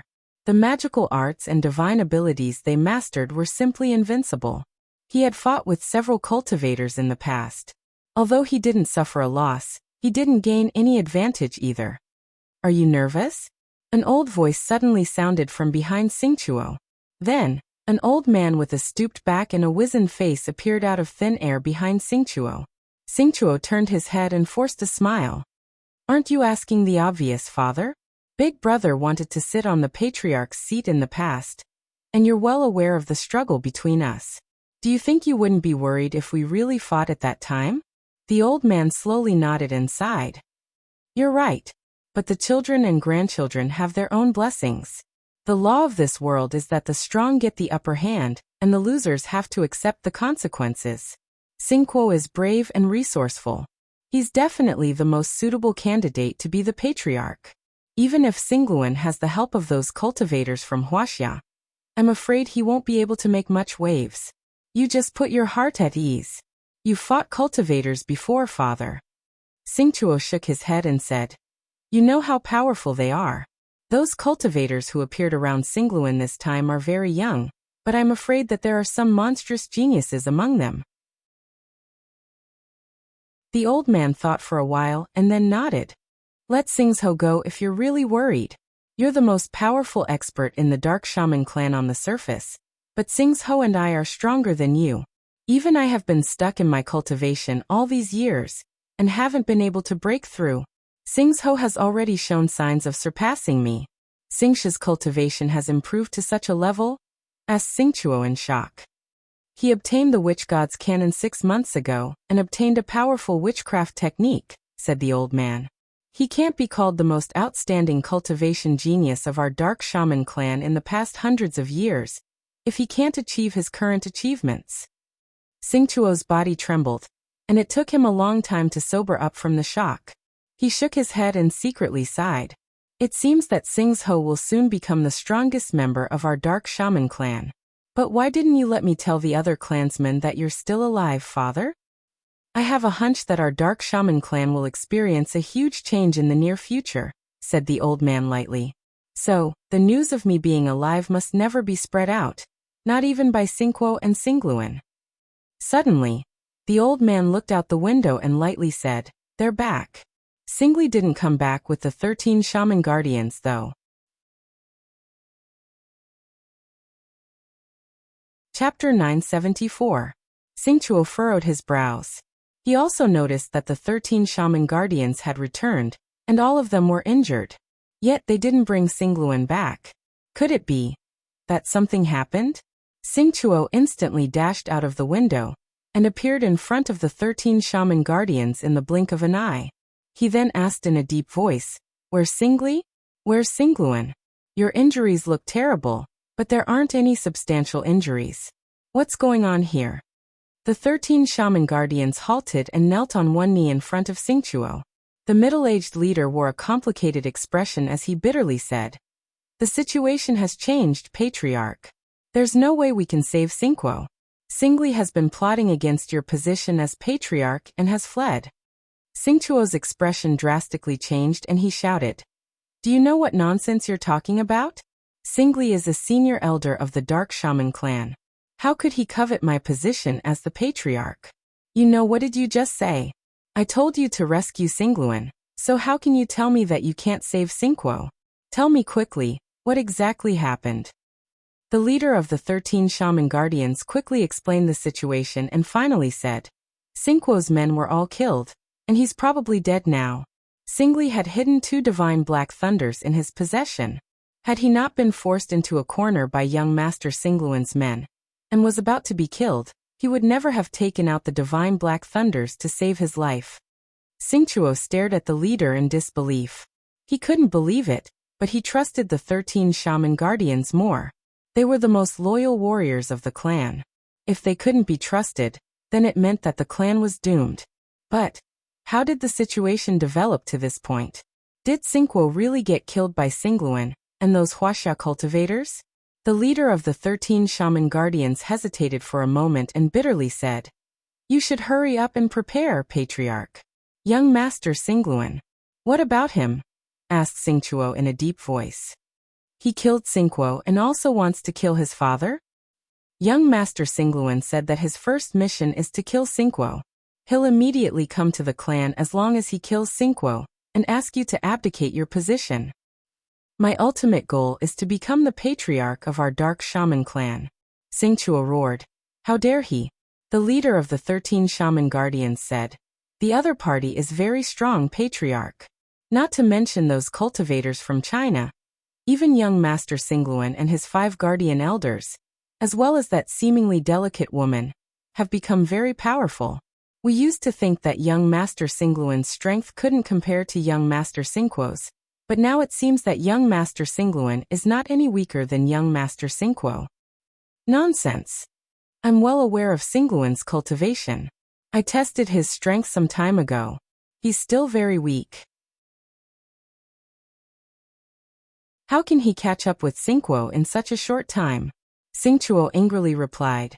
The leader of the 13 shaman guardians smiled bitterly and said, "Patriarch, everything I said is true. Young Master Xingluan's strength has become very formidable.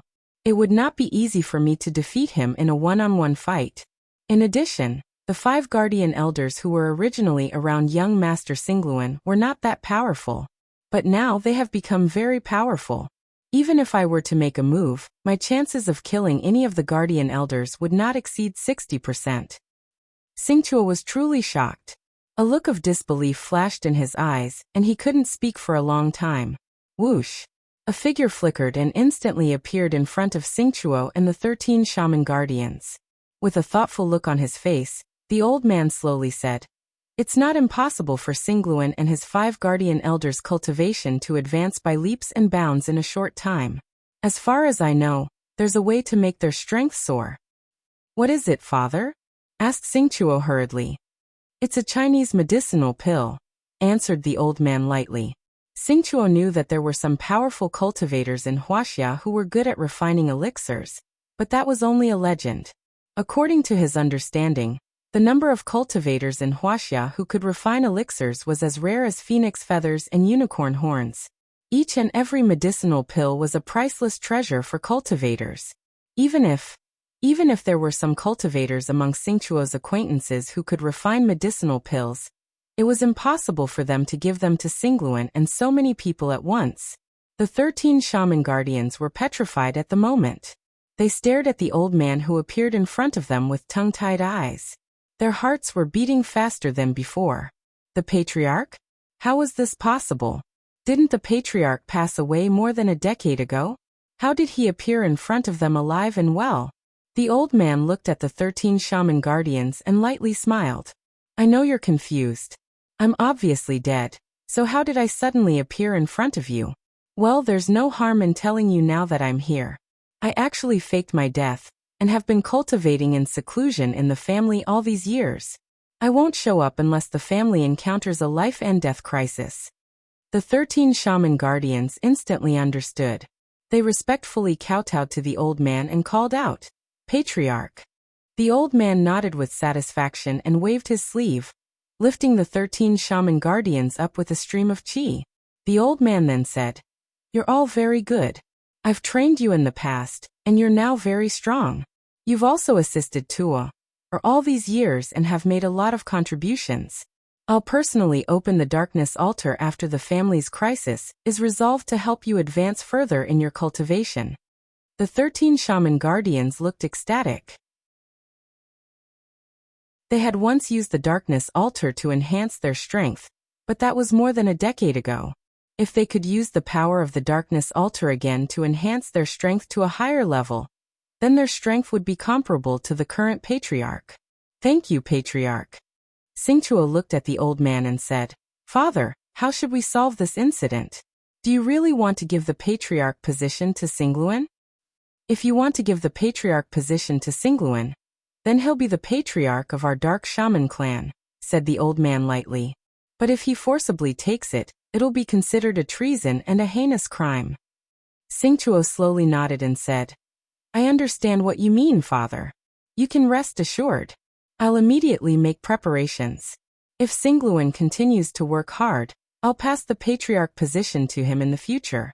But if he dares to usurp the throne, I'll eliminate this scourge even if he's my own son." After a while, a large number of dark shaman clansmen immediately returned to the clan after receiving the patriarch's order. Therefore, even the members of the clan all over the world put down their work and hurried to the dark shaman clan's territory in Bangkok. Near the coconut plantation ruins, Xingluan received a message, and his expression suddenly changed. Tanxiu, who was nearby, immediately asked after seeing his unusual expression, "What happened?"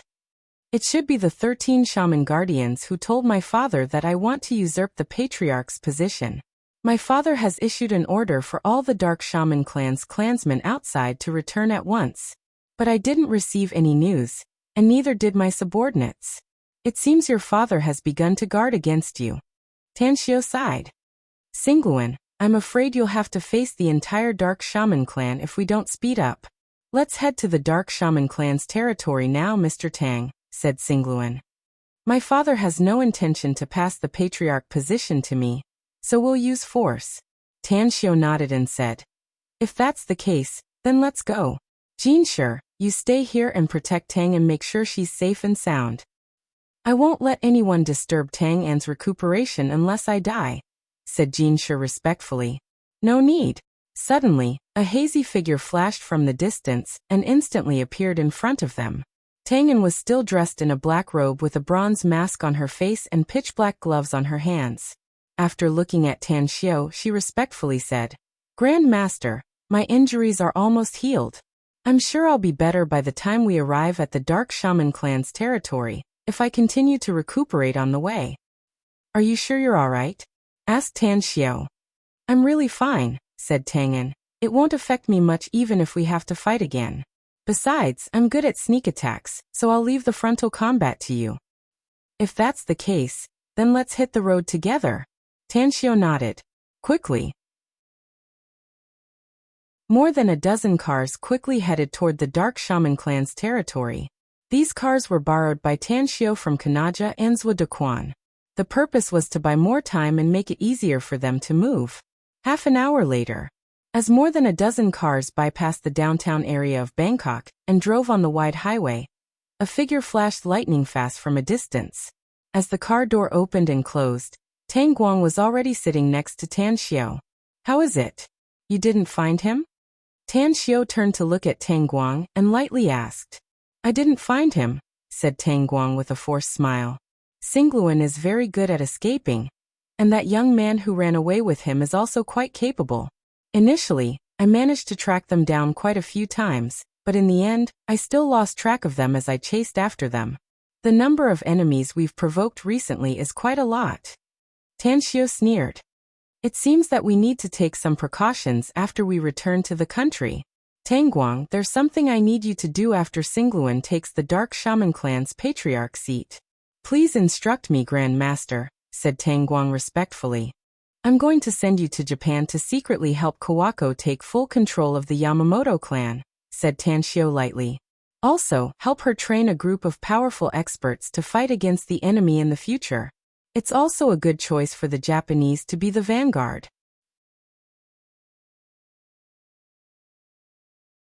Chapter 975. Dark clouds dominated the sky. Even though it was sunrise in the east, the world of Bangkok was still filled with darkness. The rolling thunder seemed to come from the 9 heavens, and the oppressive feeling of an approaching storm made everyone's hearts heavy. The smell of blood. It was as if it was still shrouding the tip of his nose. The indistinct killing intent caused a chill to appear on the hot summer day. Tan Xiao sat quietly in the car, but his mind was filled with countless thoughts. The great Tao was heartless, but he had feelings. Unfortunately, if he wanted to obtain more, if he wanted to go further and higher, he had to be cruel and merciless towards his enemies. Dark Shaman clan. Tan Xiao rested his fingers on his thighs as he pondered how to deal with Xingchuo, the head of the family. According to the information he got from Singluan, he knew that Xingchuo was a very powerful witchcraft cultivator, and was even known as the #1 expert of the Dark Shaman clan. Tan Xiao wasn't afraid of Xingchuo in a head-on confrontation, but he didn't want to completely eradicate the Dark Shaman clan this time. He just wanted to make Singluan the patriarch of the clan. Moreover, Singluan was reluctant to kill his father out of consideration for their father-son relationship.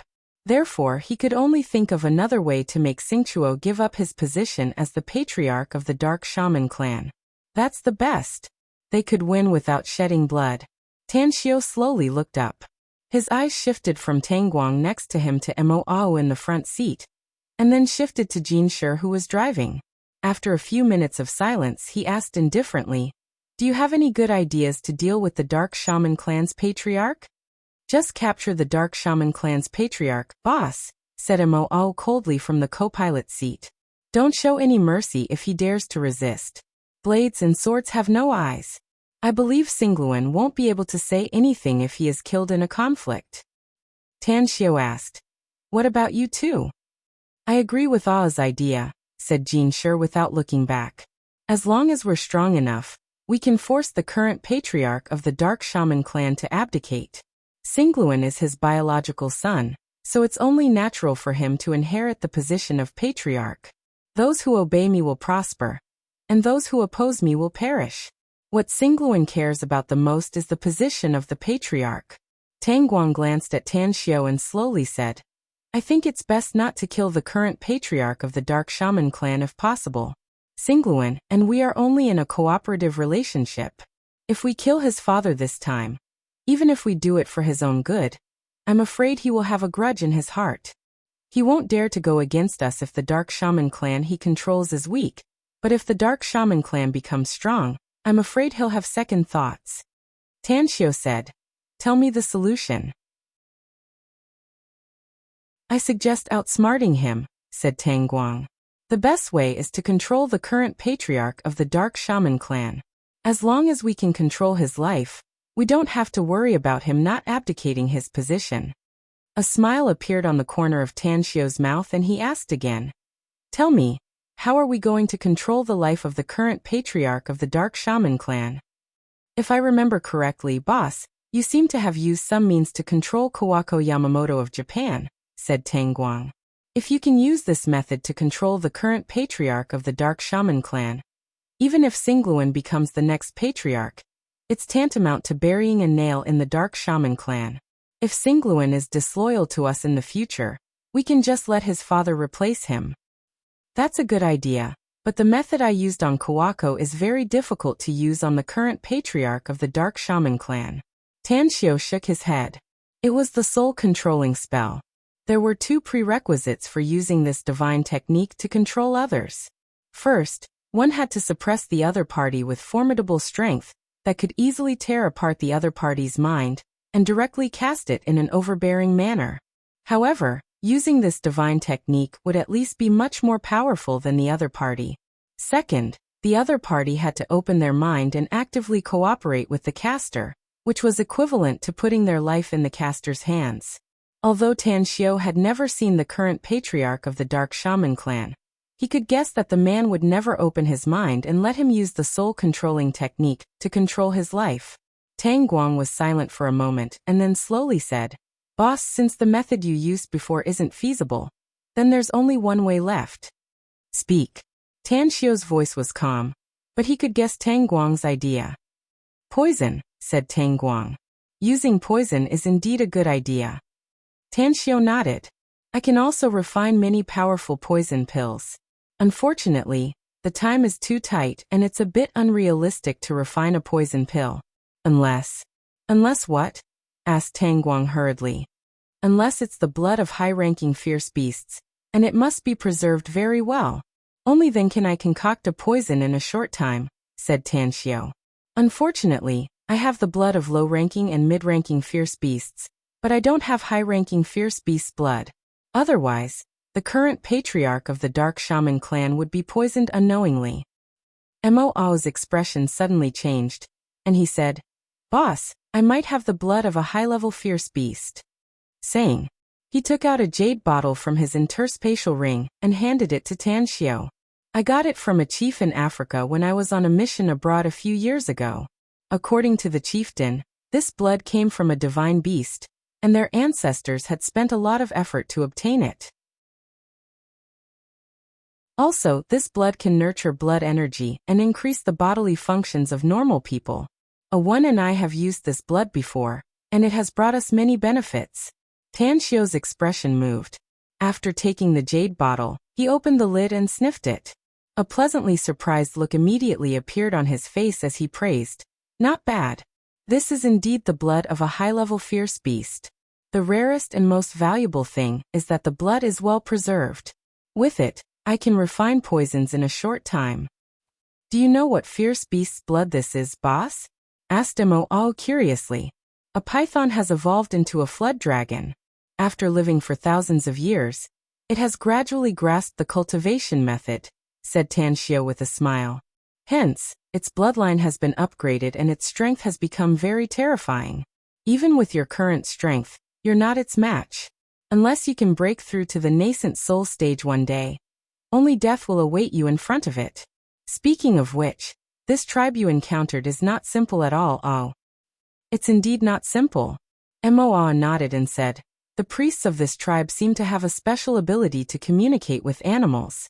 However, not all animals can communicate with them. They can't communicate with some animals with very low intelligence." "I know a type of people called beast tamers," said Tanshio.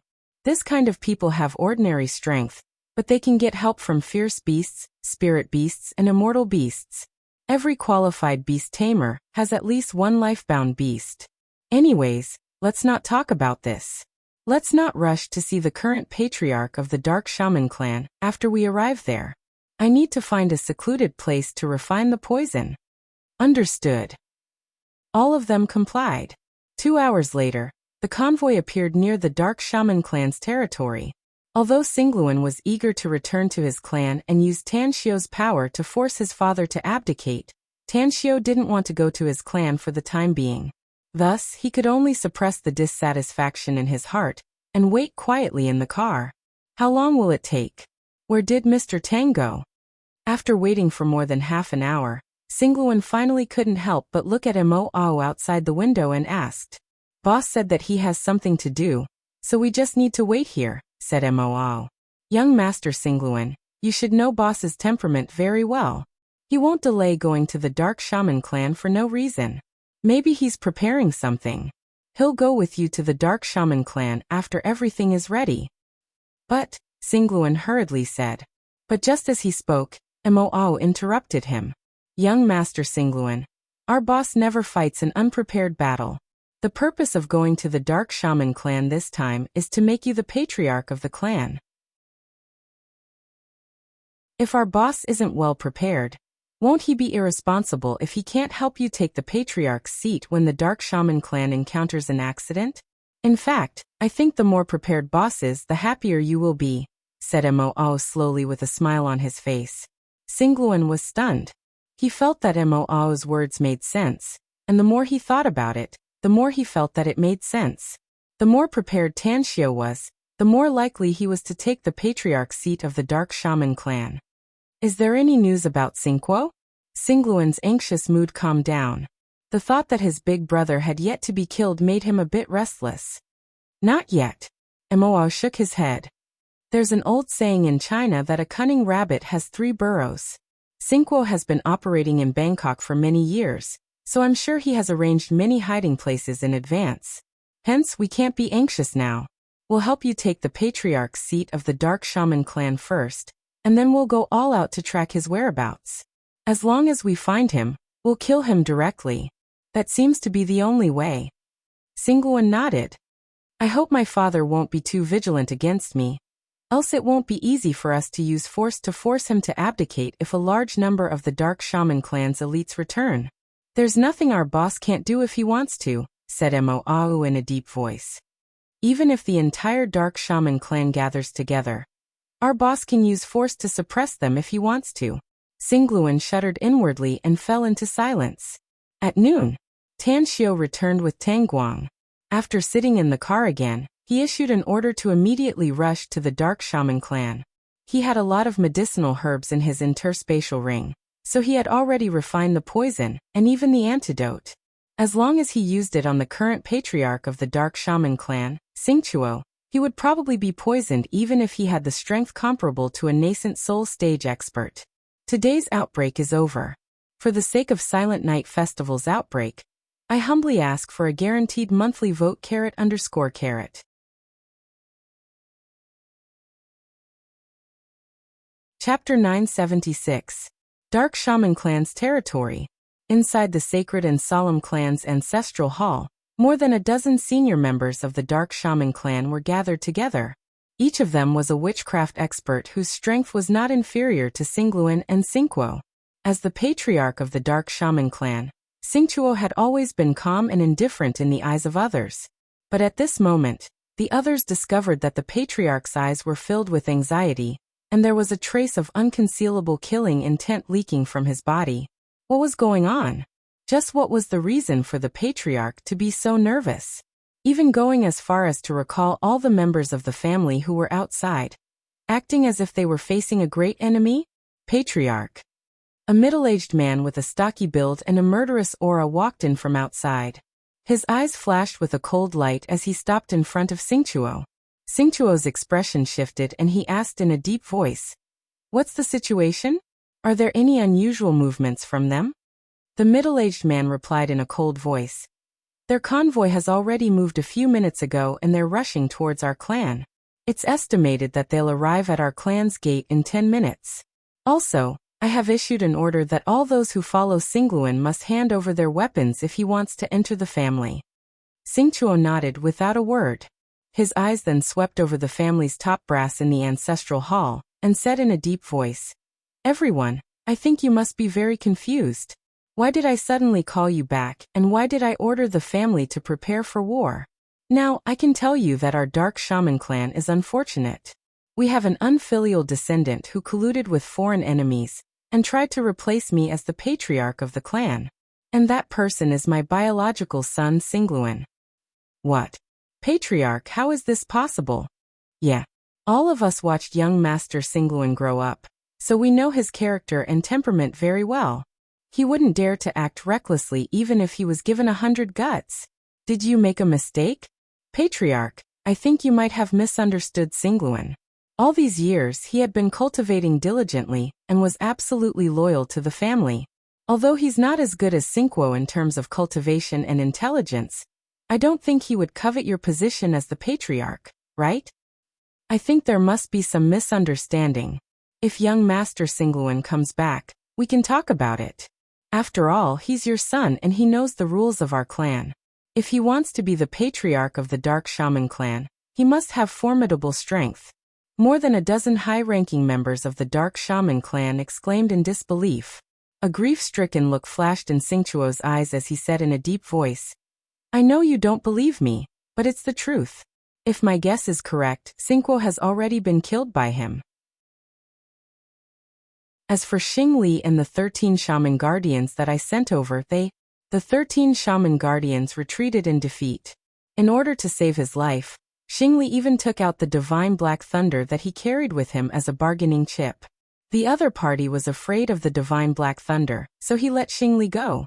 However, Xing Li knew about our family's taboo, so he did not return with the 13 shaman guardians.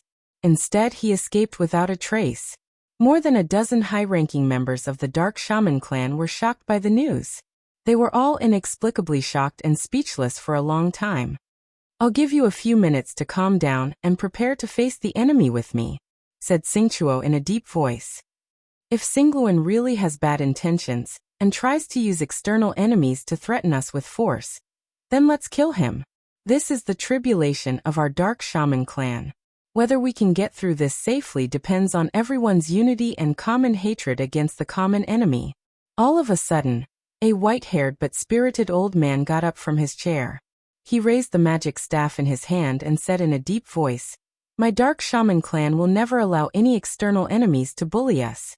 If Singluan really dares to collude with external enemies, then he'll be our clan's enemy. There's no need to say anything when it comes to dealing with enemies. Just kill them. Kill them all." The others roared loudly. At the Dark Shaman clan's gate. As soon as the convoy stopped, more than a dozen experts of the Dark Shaman clan drew their weapons and stared coldly at Singluan, Tanxiu, and the others who just came out of the car. Below the gate, 13 shaman guardians were waiting in formation, glaring at Tanxiu, Singluan, and the others like tigers watching their prey. "Stop right there." The stocky astral beast looked like a ferocious beast from the great desolate Aeon. It held a saber in its hand, and its bell-sized eyes radiated dense killing intent as it roared. Fear flashed in Singluan's eyes the moment he saw Singluan. There were only two people he feared in the entire Dark Shaman clan. One was his father, Singchuo, and the other was Singluan. It was because everyone in the clan knew that Singluan was the most outstanding cultivation genius of the clan in the last hundreds of years. His cultivation was close to that of the clan's #1 expert, his father. Furthermore, Singluan had a very rough character, and a wild nature was ingrained in his bones. He was not afraid of the heavens or the earth. Even his father, the patriarch, was not afraid of Singluan. Of course, he was absolutely loyal to the Dark Shaman clan, and also respected his father Singchuo. In a low voice, Singluan told Tanxiu about Singluan's situation. Finally, he said, "Mr. Tang, even if the 5 guardian elders have their cultivation soar to a higher level, I'm afraid it'll still be very difficult for them to be Singluan's match. Rumor has it that Singluan's strength has already caught up with my father's." Tanxiu could judge Singluan's true strength from the imposing aura exuded by Singluan. It should be comparable to a golden core stage cultivator, and he might not be inferior to Tang Guang. However, Tang Guang was not the only one who came to the Dark Shaman clan this time. Not to mention Tang An, who was hiding in the dark. Tang Xiu himself could kill this Xingluan. Tell him to scram, or I'll kill him without mercy. Tan Xiu was filled with murderous intent toward Xingluan. Xingluan was not that old, and was definitely not more than 10 years older than him. The fact that he possessed such formidable strength at such a young age indicated that his cultivation talent was definitely not bad. If he were to let such a person live and help Xingchuo in the future, it was very likely that the Dark Shaman clan would become stronger. The reason why he helped Xingluan was for a deal. In case the Dark Shaman clan under Xingluan's control became more and more powerful in the future, it was very likely that Xingluan would no longer respect him, and might even harbor disloyalty. Xingluan recalled how powerful Tan Xiu and the others were. He immediately became more resolute and took a few steps forward. He then stared straight at Xingluan and shouted, "Xingluan, take your men and scram. The Dark Shaman clan is my home. Do you think this young master needs your permission to go home?" The Patriarch has decreed that non-members of the Dark Shaman clan are not allowed to enter the clan's land. Even members of the clan must hand over their weapons when they enter the clan. Xingluan, I won't stop you since you're the second young master of the Dark Shaman clan. But those who are not from our clan are not allowed to enter. Also, hand over your weapons. The Patriarch is waiting for you inside. Tan Xiu came to Xingluan's side and looked at the murderous Xingluan. He then coldly snorted and said, "You're very strong, but it's not like I can't kill you. I'm perfectly aware of how powerful your Dark Shaman clan is. It's a piece of cake for me to annihilate you if I want to. So don't be a mantis trying to stop a chariot and get out of my way. Else, I don't mind killing you first." "Shut up, foreign enemy," Xingluan shouted. "You refuse a toast only to be forced to drink a forfeit." Tan Xiu sneered. "I hope you still have the strength to shout later. Tang Guang, kill him." Tang Guang's figure turned into a flash of lightning and appeared in front of Xingluan in a flash. He unleashed his immortal sword as layers of sword images surged forward like raging waves and stormed toward the burly Xingluan. Tenebrous domain. Xingluan fiercely stomped his foot. A black mist emerged in the surroundings and quickly enveloped a radius of nearly 100 meters. He raised the long saber in his hand high and crazily poured his wizard power into it. A tens of meters long saber image slashed forward, attempting to destroy all the sword images with a single slash. Boom! The collision of the immortal sword and the long saber created a huge flame. The surging airwaves forced most of the people within a radius of tens of meters to retreat, causing them to stagger back a dozen steps before they could stabilize their bodies. Tang Guang and Xingluan each retreated 10 steps back, but their killing intent kept rising. A formidable enemy. This was the truest portrayal of the two men's hearts, but it also aroused their desire to kill. At this moment, Tang Guang even shouted, "He's my enemy alone. I must slay him with my sword today." Standing not far away, Tan Xiu's primal chaos force surged around him and forced back all the black mist within a radius of 4 to 5 meters. At this moment, a barely discernible voice reached his ears. "Should I act, Grand Master?" Tan Xiu was silent for a moment and replied, "Our purpose is very simple. Kill the enemy. I'll naturally arrange an opponent for Tang Guang later if he wants one, but not now." "I understand," Tang An replied and didn't move again. Exquisite sword moves, endless magical attacks, coupled with Tang Guang's strength at the mid-stage of Golden Core. The explosive power was so strong that even the Dark Shaman clan's gate was blasted down by the aftermath. Xingluan's moves, on the other hand, were very simple, but they were all aimed at the vital points. Coupled with the darkness domain he cast, it caused a certain hindrance to Tang Guang, so the two men were evenly matched in the fight. Heart-piercing 1,000 arrows. Kill. Tang Guang's body rose from the ground, and his immortal sword unleashed tens of meters of sword light that fell from the sky. Sand and pebbles were blown into the air, and some of the soil and stones even formed into swords as they slashed toward Xingluan. Xingluan's expression was unprecedentedly solemn. He kept brandishing his long saber, and unleashed a burst of extremely powerful saber images. He firmly believed in the saying that only the brave would win when enemies meet on a narrow path. He wasn't afraid of death, and was instead looking forward to this kind of life and death battle to hone himself. I'll continue with 4 chapters today. Please support me with a guaranteed monthly ticket. Please pay attention to my ID.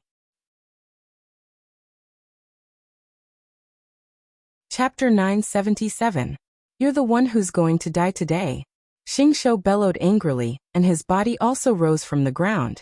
The black mist churned ceaselessly as black saber shadows were formed in the mist and clashed with the sword light. Who is it? Suddenly Xingqiu's expression changed drastically. Just as he spoke, a sword light that was like a bolt of lightning appeared from his lower left side. And it pierced into his left lower ribs at the moment when he couldn't dodge at all. Moreover, as the sword light swept out, it broke at least a few of his ribs. Lightning! Tang'an suddenly appeared at this moment. An imperceptible lightning followed the sword shadow and drilled into Xingqiu's body. The moment his body slightly stiffened, the immortal sword was pulled out from his body and swept across his neck. Puff! It was a sneak attack, yet it was effective. Tang Guang was stunned. He had clearly expressed his intention just now, so why did his sister, Tang'an, still attack him? Anger erupted in his chest. He looked at Xingqiu's body that was decapitated and fell from mid-air. Then he angrily shouted, "Who told you to attack him, in?" Tang'an, clad in a black robe, appeared out of thin air. She shot a cold glance at Tang Guang and indifferently said, "Grand Master's purpose is to kill the enemy, not to let you kill and temper yourself. Grand Master said that he'll arrange it for you later if you want to find an evenly matched enemy. But now, you must kill the enemy and help Xingluan become the patriarch of the Dark Shaman clan." Grand Master? Tang Guang's angry face froze. After a long while, he shook his head with a wry smile and flew to appear in front of Tanxiu. He forced a smile and said, "This is actually a very good opportunity to hone myself, Grand Master. I even have a feeling that I can break through again once I kill that guy. I have more important things to do, so I don't have time to waste here," said Tanxiu lightly. "And already told you very clearly that I'll naturally arrange it for you later, if you need an evenly matched enemy. But now is not the time." Tang Guang took a deep breath and respectfully replied, "I understand, Grand Master." Tanxiu nodded in response. He then looked at the Dark Shaman clan's experts, whose faces had turned extremely ugly and a bit fearful. Then he said in a deep voice, 13 Shaman Guardians, you should be aware of our strength. You can't stop us with just these people. If you know what's good for you, get the hell out of here. Otherwise, I don't mind slaughtering your Dark Shaman clan." At this moment, the 13 Shaman Guardians were stunned by the scene in front of them. They had once given Xingqiu pointers, but their cultivation levels had been surpassed by Xingqiu. Even now, the 13 of them might not be a match for Xingqiu even if they joined forces. But how could he be killed just like that? They were the vanguard of the Dark Shaman clan, and the most loyal warriors. However, this didn't mean that they didn't fear death. The fate of the star beast caused them to shiver, and the thought of retreating appeared in their hearts. The dozen or so guards also had fearful expressions on their faces. They retreated one after another, and in just a few seconds, they had already retreated to the front of the 13 Shaman Guardians. If someone were to tell them to retreat at this time, they would probably run away immediately and hide far away. The leader of the 13 Shaman Guardians quickly discussed with his companions for a moment. Then he immediately shouted, "Since they want to die in our Dark Shaman clan, then we'll fulfill their wish. Everyone, retreat to the clan and wait for the order to counterattack." Immediately, a total of more than 20 people quickly entered the Dark Shaman clan's territory. A disdainful look flashed in Tanxiu's eyes as he said in a deep voice, "Go inside and don't show any mercy if you encounter any resistance." At this moment, Xingluan had already rushed back to Tanxiu's side. His heart trembled as he looked at Xingqiu's corpse. He didn't have much affection for Xingqiu, and he was even a bit afraid of him. But now, Xingqiu was killed by Tang Guang in Tang'an's joint attack. It made him feel a chill inside. He knew it. Tanxiu was actually more powerful. Even if Tang Guang and Tang'an joined forces, they would still be no match for Tanxiu. Yet, Xingqiu was killed by Tang Guang and Tang'an. Did this mean that Tanxiu had the ability to kill his father? If his father insisted on not handing over the patriarch position to him, Would he issue an order to slaughter the entire Dark Shaman clan? Suddenly, he faintly regretted that he had been too impatient and let a wolf into the house. If Tanshio really gave the order to kill all the Dark Shaman clan's members, then he would become the sinner of the clan. Tanshio, Singluan called out with a bit of worry. Tanshio raised his hand and indifferently said, I know what you want to say, Singluan. Don't worry. I may say that I'm going to slaughter everyone in the Dark Shaman clan, but I won't take any action. Don't worry. If we can meet your father smoothly, you can sit on the patriarch seat of the Dark Shaman clan, even if no one from your clan dies. In addition, you can also pick out those who are hostile to you and use this opportunity to help you get rid of them. No. Singluan shook his head. Tanshio squinted his eyes and shot him a faint smile. Then he floated up and bolted into the Dark Shaman clan's territory lightning fast. Inside the ancestral hall, Xingqiuo's eyes kept sweeping outside the ancestral hall's gate with murderous intent. He was waiting for the news of Xingqiuo's triumphant return. The problem would be solved as long as Xingqiu could keep the enemy outside the gate. But if he couldn't even stop Xingqiu and was forced to retreat, then he would have to use all the clan's power to fight the enemy. Whoosh, a figure flickered lightning fast and instantly dashed into the ancestral hall. The leader of the 13 shaman guardians came to Xingqiu with a livid face and bitterly said, Xingqiu has been killed, Patriarch. We can't stop them, and they've already killed their way inside. It's estimated that they'll be here soon. Xingqiuo's expression drastically changed and disbelief filled his eyes. He even doubted his ears at this moment. Did he hear it wrong? Xingqiu. He's dead? How is this possible? His father had personally said that Xingqiu's current strength was already extremely powerful. Even if he were to compare himself to him, he would probably be inferior. How could he be killed by the enemy? Xingqiu stared at the leader of the 13 shaman guardians and fiercely shouted, What the hell are you talking about? I'm perfectly aware of Xingqiu's strength. Even I'm not necessarily his match. How could he die in the enemy's hands? Tell me, what the hell is going on? Everything I said is true, Patriarch. The leader of the 13 shaman guardians bitterly said. The enemy really killed Xingqiu. However, the enemy is very despicable. Originally, Xingqiu and another enemy were evenly matched, but an assassin suddenly appeared and killed Xingqiu with a sneak attack. The white-haired old man looked at Xingqiu and incredulously asked, What did you just say, Patriarch? Xingqiu is stronger than you? How is that possible? You're the strongest expert in our Dark Shaman clan. He's right. Xingqiu is indeed stronger than Tuer. I'm afraid I won't be his match if we give him a few more years. The enemy we're about to face this time is very powerful. An old man appeared out of thin air and spoke in a deep voice with a bit of heartache. You, Patriarch? Heavens! I'm not seeing things, am I? Didn't the Patriarch pass away more than a decade ago? He. How did he come back to life? That's right. It's the Patriarch. What the hell is going on here? More than a dozen senior members of the Dark Shaman clan couldn't help but exclaim. Two of them even ran to the old man to confirm that they weren't seeing things. I know my appearance must be very confusing to you, said the old man lightly. I can only tell you that I didn't really die more than a decade ago. I just didn't want to deal with the clan's trivial matters, so I faked my death and have been cultivating in secret. I wouldn't have appeared in front of you if the clan hadn't encountered a crisis of life and death. It's great that you're still alive, Patriarch, said the white-haired old man excitedly. No matter how powerful the enemy is, I believe we can defeat them under your leadership. Tsk. It's too early to boast. Tanshio's figure appeared outside the ancestral hall and looked at the top members of the Dark Shaman clan inside with a disdainful expression. However, Singluan, who followed him, was petrified after seeing the old man's appearance.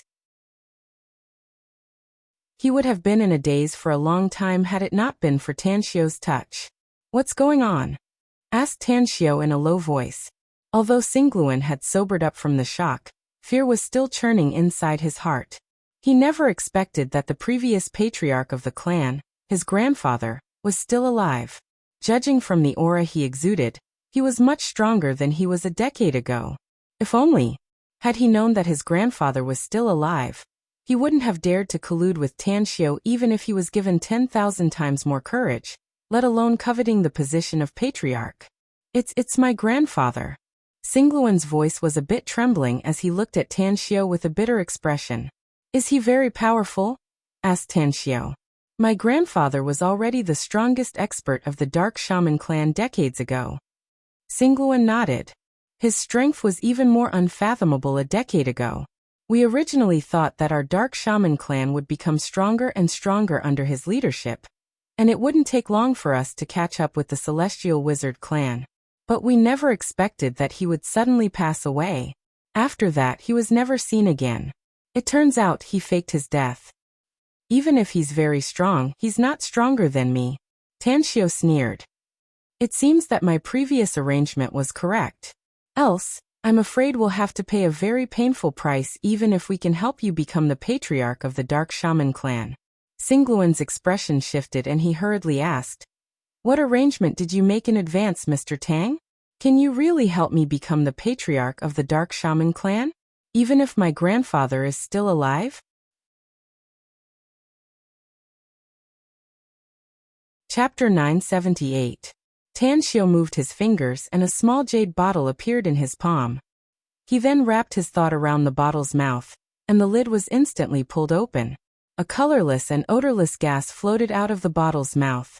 Tanxiu wrapped it with his power, and then floated toward Xingchuo and the old man. All of this was done very secretly, not to mention Xingchuo and the old man in the ancestral hall.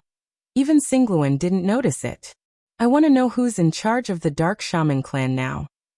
Tanxiu looked at Xingchuo and the old man with a playful expression. Tu'er is the patriarch of the Dark Shaman clan, so he's naturally in charge, said the old man indifferently.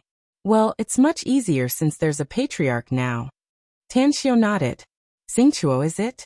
The current patriarch of the Dark Shaman clan? Don't you think your clan has been lifeless all these years? Even your own son, the young master of the Dark Shaman clan, is so poor that he doesn't even have the money to buy things. What do you mean? Asked Xingchuo coldly. What I mean is actually very simple, said Tanxiu with a smile. You abdicate and give the position of the patriarch to Xingluan. I believe the Dark Shaman clan will become stronger and stronger under Xingluan's leadership. This is the Dark Shaman clan's matter. It's not your turn to worry about it, is it? Sneered Xingchuo. Tanxiu shrugged his shoulders and lightly smiled. What I said is the truth, and it's also the true portrayal of Xingluan's heart. You can ask him if you don't believe me. Xingluan looked at the calm expression on Tanxiu's face. His heart, which had been hanging by a thread due to his grandfather's sudden appearance, finally calmed down. He took a deep breath and looked straight at Xingchuo. Your old father, being the patriarch of the Dark Shaman clan, will affect your cultivation. You might as well pass the position of the patriarch to me, and let me take control of the entire Dark Shaman clan. You can rest assured that as long as I become the patriarch of the Dark Shaman clan, I'll vigorously develop the patriarch's power, so that the strength of the clan will advance by leaps and bounds in a short time. As for you, you can also go into secluded cultivation in peace, and won't be affected by the mundane affairs of the clan. Shut up, you unfilial son. Xingchuo angrily shouted. In the past, I would have considered giving you the position of patriarch of the Dark Shaman clan. But now, you actually colluded with outsiders and attempted to deal with your father. People like you don't deserve to be the patriarch of the Dark Shaman clan. You don't even deserve to be a member of the clan. Xingluan's face turned cold and he said in a deep voice, Father, do you mean you don't want to hand over the patriarch position to me? Do you know that Xingguo is going to die soon? Other than me, you don't have a second son to pass the throne to. Xingchuo's eyes gleamed and he asked in a deep voice, So Xingguo is still alive? He's indeed alive, but he's not far from death, snorted Xingluan coldly. Where is Xingguo? Asked Xingchuo in a deep voice. You still care about your eldest son? Xingluan angrily retorted. I already knew that you're biased, but I didn't expect you to be this biased. Xingguo has been suppressing me all these years, to the point that I can't even breathe. Besides, I'm afraid he'll attack me for the patriarch position. But not only did you not help me, you even helped Xingguo. I I'm very disappointed in you. Xingguo is courageous and resourceful. He's the best candidate to inherit the Dark Shaman clan's patriarch position, said Xingguo hatefully. But you can't compare with him, so I can only choose the best one. But I don't want you to die. I knew that you and Xingguo were going to fight to the death, so I sent Xingli and the 13 shaman guardians to protect you in secret. Tan Xiu patted Xingluan's shoulder and lightly said, There's nothing more to say now that things have come to this. It's obvious that he won't hand over the patriarch position to you so easily. Therefore, we can only threaten him with force unless he's not afraid of death. Xingguo angrily glared at Tan Xiu and shouted, It seems that you really want to meddle in the affairs of our Dark Shaman clan. Aren't you afraid of dying here? Me dying here? Tan Xiu sneered. You're talking nonsense, aren't you? Try to circulate your sorcery power, and tell me what you think, Xingguo. Xingguo stared blankly for a moment, and immediately tried to circulate his sorcery power. His face suddenly changed as he found that his body felt weak and numb. It became a bit strenuous to circulate the sorcery power in his meridians. What's going on? Xingguo quickly turned his head to look at his father.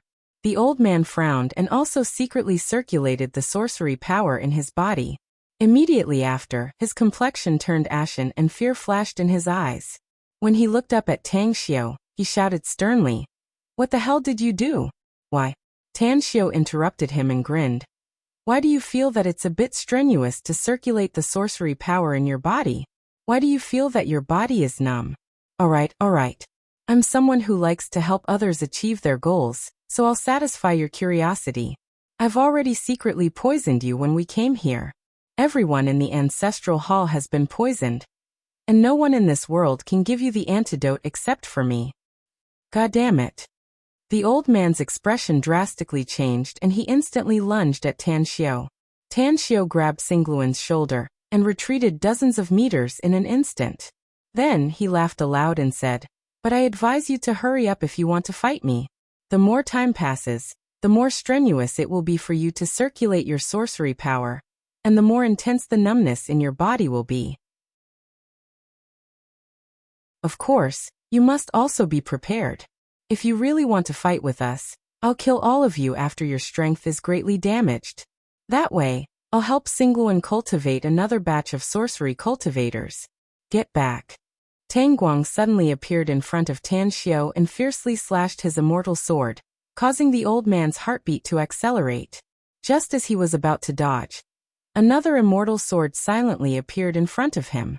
Although it didn't seem to be very powerful, it was too fast and extremely tricky. He could only give up attacking Tan Xiu and retreated back to the ancestral hall. Tan Xiu took out a cigarette from his pocket, lit it up and took 2 deep puffs.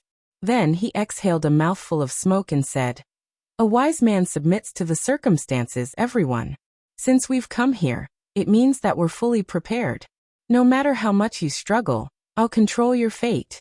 If you want to live, then let Xingluan be the new patriarch of your clan. But if you want to die, I can help you. I'll kill you. Xingguo instantly pulled out a scimitar from his waist and raised the staff in his left hand. The scimitar in his right hand fiercely slashed at Tan Xiu. Enough. The old man's figure flickered and directly dispelled Xingguo's attack. Under Xingguo's incredulous eyes, he looked at Tan Xiu and said, Is your purpose really that simple? To help Xingluan become the patriarch of my Dark Shaman clan? Or is there any deal between you and Xingluan? Tan Xiu gave a thumbs up and praised.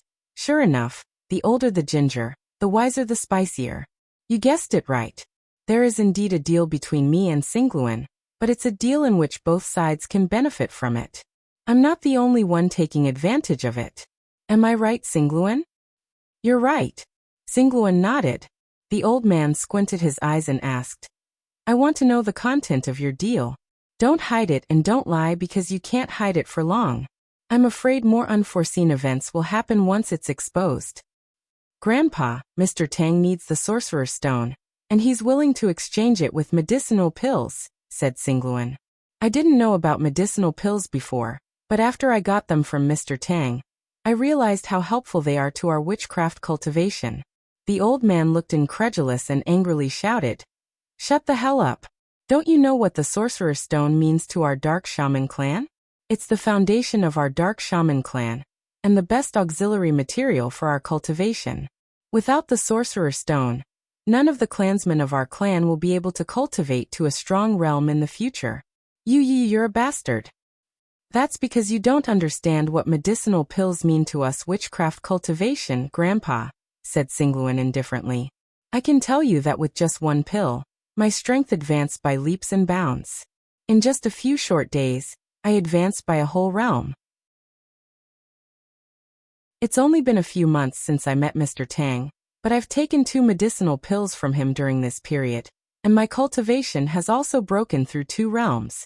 Do you think I can break through 2 realms in such a short time just by absorbing the witchcraft power from the Sorcerer's Stone? The old man looked at Singluan with a bewildered expression. After a long while he said, "Don't talk nonsense. Don't tell me that the elders of our clan haven't discovered it if the medicinal pills are useful to us witchcraft cultivators?" Singluan pointed to the delicate woman and his 5 guardian elders and seriously said, "I'm absolutely not lying. I know it's meaningless to lie. All 6 of them have taken the medicinal pills, so their cultivation has improved a lot. You may not know about it, but my father must know about my previous strength. I'm afraid he also knows about the strength of the 6 of them. But look at us now. Aren't we much stronger than before?" Singchuo could sense the aura released by Singluan's group of 7. In just a few seconds, he was dumbfounded and shocked to the point that it was difficult to be more shocked. Previously, he heard from the 13 shaman guardians that Singluan's strength had greatly improved. Even his men's strength had advanced by leaps and bounds, to the point that they were almost on par with Singquo and his 5 guardian elders. He didn't believe it at that time, but now it seemed to be true. "Your surname is Tang?" Singchuo looked at Tan Xiao and asked. "That's right. My surname is Tan Xiao," said Tan Xiao with a faint smile. "If you know more about Wuxia, I'm afraid you should know me."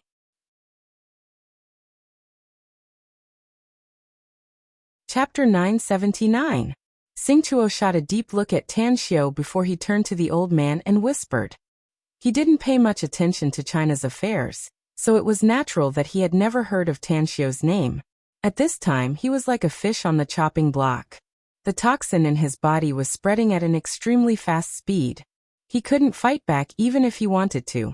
After a long while, Singchuo looked at Tan Xiao and asked in a deep voice, "Will you retreat immediately if I pass the patriarch position to Singluan?" "That's right. We don't have any enmity with your Dark Shaman clan." Tang Xiao nodded and said, "Our visit to your clan this time is just to help Singluan take the patriarch seat of your clan. We won't stay here to tangle with you if our goal has been achieved." "What about the antidote?" asked Singchuo slowly.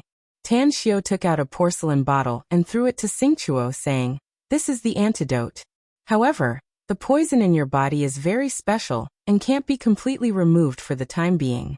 Therefore, you'll need to take the antidote once a year. I'll give Singluan 10 years worth of the antidote. If you don't cause trouble for him within 10 years and obey his orders, I'll naturally remove the poison in your body." "What?" Singchuo and the old man's complexion drastically changed. Even the faces of more than a dozen senior members of the Dark Shaman clan turned livid. They glared at Tan Xiao, but none of them dared to say anything that would offend Tan Xiao. At this moment, their bodies were getting weaker, and they even felt faint pain all over their bodies. "Don't misunderstand me. I don't want to control your lives. I'm just thinking about Singluan," said Tan Xiao with a straight face. "He's weak in your clan. What if you bully him after I leave? Therefore, you only have 2 choices now. Continue to resist and die without a burial place, or give the position to Singluan and see him as the patriarch of the Dark Shaman clan. Not only will you get benefits, but you can also witness the Dark Shaman clan getting stronger and stronger." The old man paced 2 steps toward Tan Xiao and said, "You're Tan Xiao, right? You kept saying that giving the patriarch position to Singluan will be very beneficial to us. What I want to know now is, what kind of benefits can we get? If we trade sorcerer stones with you in the future, will the medicinal pills we get be as powerful as Singluan said?" "If you don't believe me, I'll give you sorcerer stones," replied Tan Xiao calmly. 200 sorcerer stones for 1 medicinal pill. What? The old man's expression changed drastically, and his eyes revealed a look of disbelief. The old man's expression drastically changed, and he was filled with incredulity. This was simply demanding an exorbitant price. Did he take himself for a fool? Singluan shot a surprised look at Tang Xiao and asked with a puzzled expression, "What's going on, Mr. Tang?" Tan and Tan Xiao said. Singing Singly Tan Xiao interrupted. I said. Singly I Tan Singman said. To Tan at saying. Tan, I have to be. You must be prepared to be slaughtered if you want to get the medicinal pill from me. Singluan instantly understood Tan Xiao's meaning, and shot him a grateful look. He felt that it was a great fortune for him to know Tan Xiao. Tan Xiao let out a faint smile and continued. Singluan does have a lot of medicinal pills, but I gave them to him in advance. Now I'm waiting for him to pay with sorcerer stones. I'm sure he won't be stingy if he becomes the patriarch of your dark shaman clan. Singluan was shaken inwardly and his gratitude toward Tan Xiao deepened. He realized that Tan Xiao was helping him to gain the recognition of his clan. All of a sudden, he realized that everything Tang Xiao did ever since he came to Bangkok was to help him. Whether it was making friends with Bangkok's underworld emperor Kanaja, or coming to his family, Tang Xiao's purpose was all for his own good. What a true brother! Singluan compared his elder brother, Singguo, with Tan Xiao. He found that Singguo was a villain who harbored evil intentions toward him, whereas Tan Xiao regarded him as a brother. Tan Xiao couldn't figure out what Singluan was thinking. He looked at the somewhat absent-minded Singluan and reminded him, Singluan, it's time for you to declare your position. Singluan woke up from his absent-mindedness and shot a deep look at Tan Xiao. Then he glanced at the clan's top brass and spoke in a deep voice. Grandpa, father, and all the elders of the clan. You've watched me grow up, and I've never harmed the interests of our clan from the beginning to the end. But my elder brother, Singguo, has always regarded me as a thorn in his side and can't wait to get rid of me. I don't want to die, but I can't be compared with Singguo in terms of strength and power. That's why I can only resist and rely on Mr. Tang's power. Had it been before, I wouldn't have dared to dream about becoming the patriarch of the clan. But ever since I got the pill refined by Mr. Tang, my cultivation has advanced by leaps and bounds. I'm now at least 10 times stronger than before.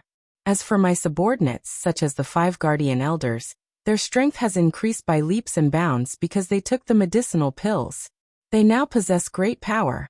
So, since I can change the cultivation of me and my subordinates, why can't I change the strength of the entire clan, and make the overall strength of the Dark Shaman clan a step further? I promise you that if I become the patriarch of the Dark Shaman clan, I'll definitely make all of you break through to a higher level within 3 months. If I can't fulfill my promise today, I'm willing to give up the patriarch position and return it to my father. I'll also withdraw from the Dark Shaman clan and have nothing to do with the clan in the future. Are you serious? Asked Singchuo in a deep voice. I'm an adult, so I'll naturally be responsible for my words, said Singluan solemnly. If I'm lying, I'll be at your disposal, father. Singchuo looked at his father and found that he nodded to him. Then he immediately said in a clear voice, I hereby declare that I, Singchuo, will pass the patriarch position to Singluan from today onward. He will be the patriarch of the Dark Shaman clan. 3 days later, the clan will hold an ancestral worship ceremony. Mr. Tang, since Singluan is your friend, I hope you can stay and watch the ceremony. 3 days later, Tan Xiao slightly furrowed his brows. He wanted to leave Bangkok as soon as possible and return to Jingmen Island as soon as possible. He wanted to use a secret technique to move Guyan, Er's exquisite pagoda to Nine Dragons Island. Ring, ring, ring. His cell phone suddenly rang at this moment. Tan Xiao slightly furrowed his brows and took out his mobile phone.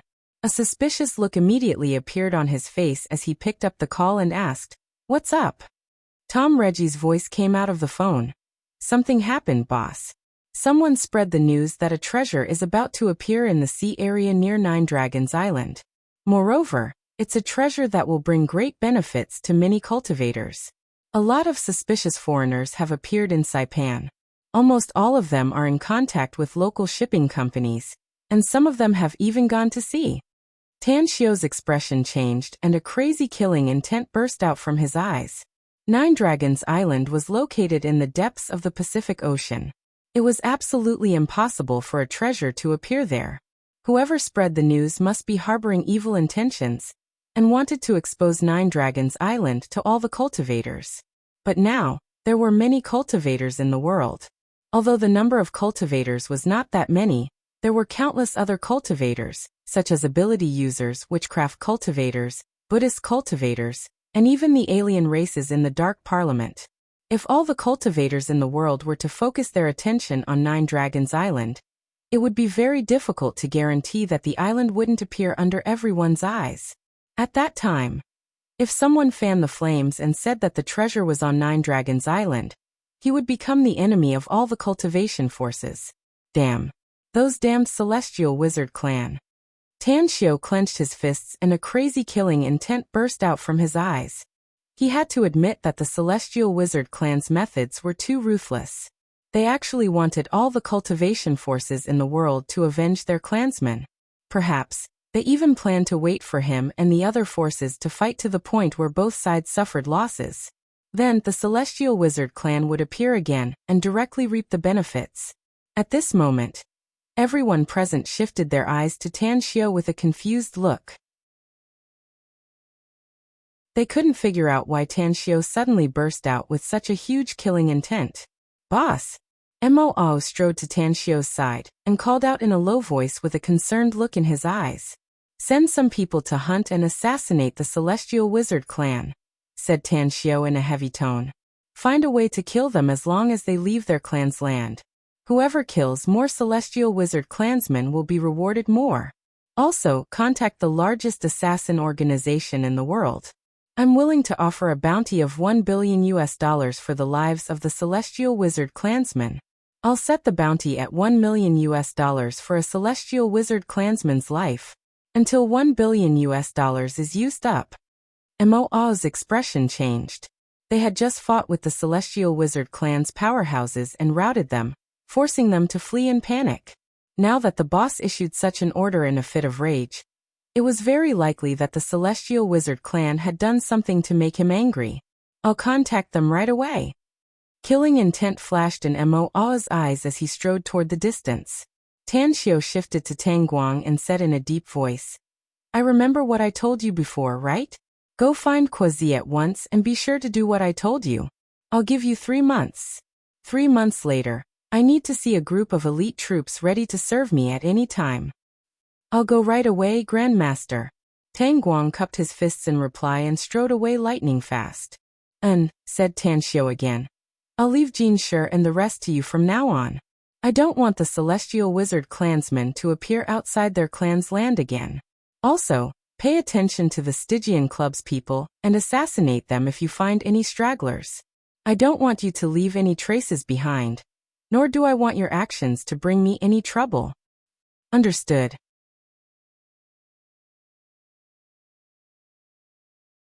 Chapter 980. As a cold voice filled the air, the black-robed Tang appeared in front of everyone.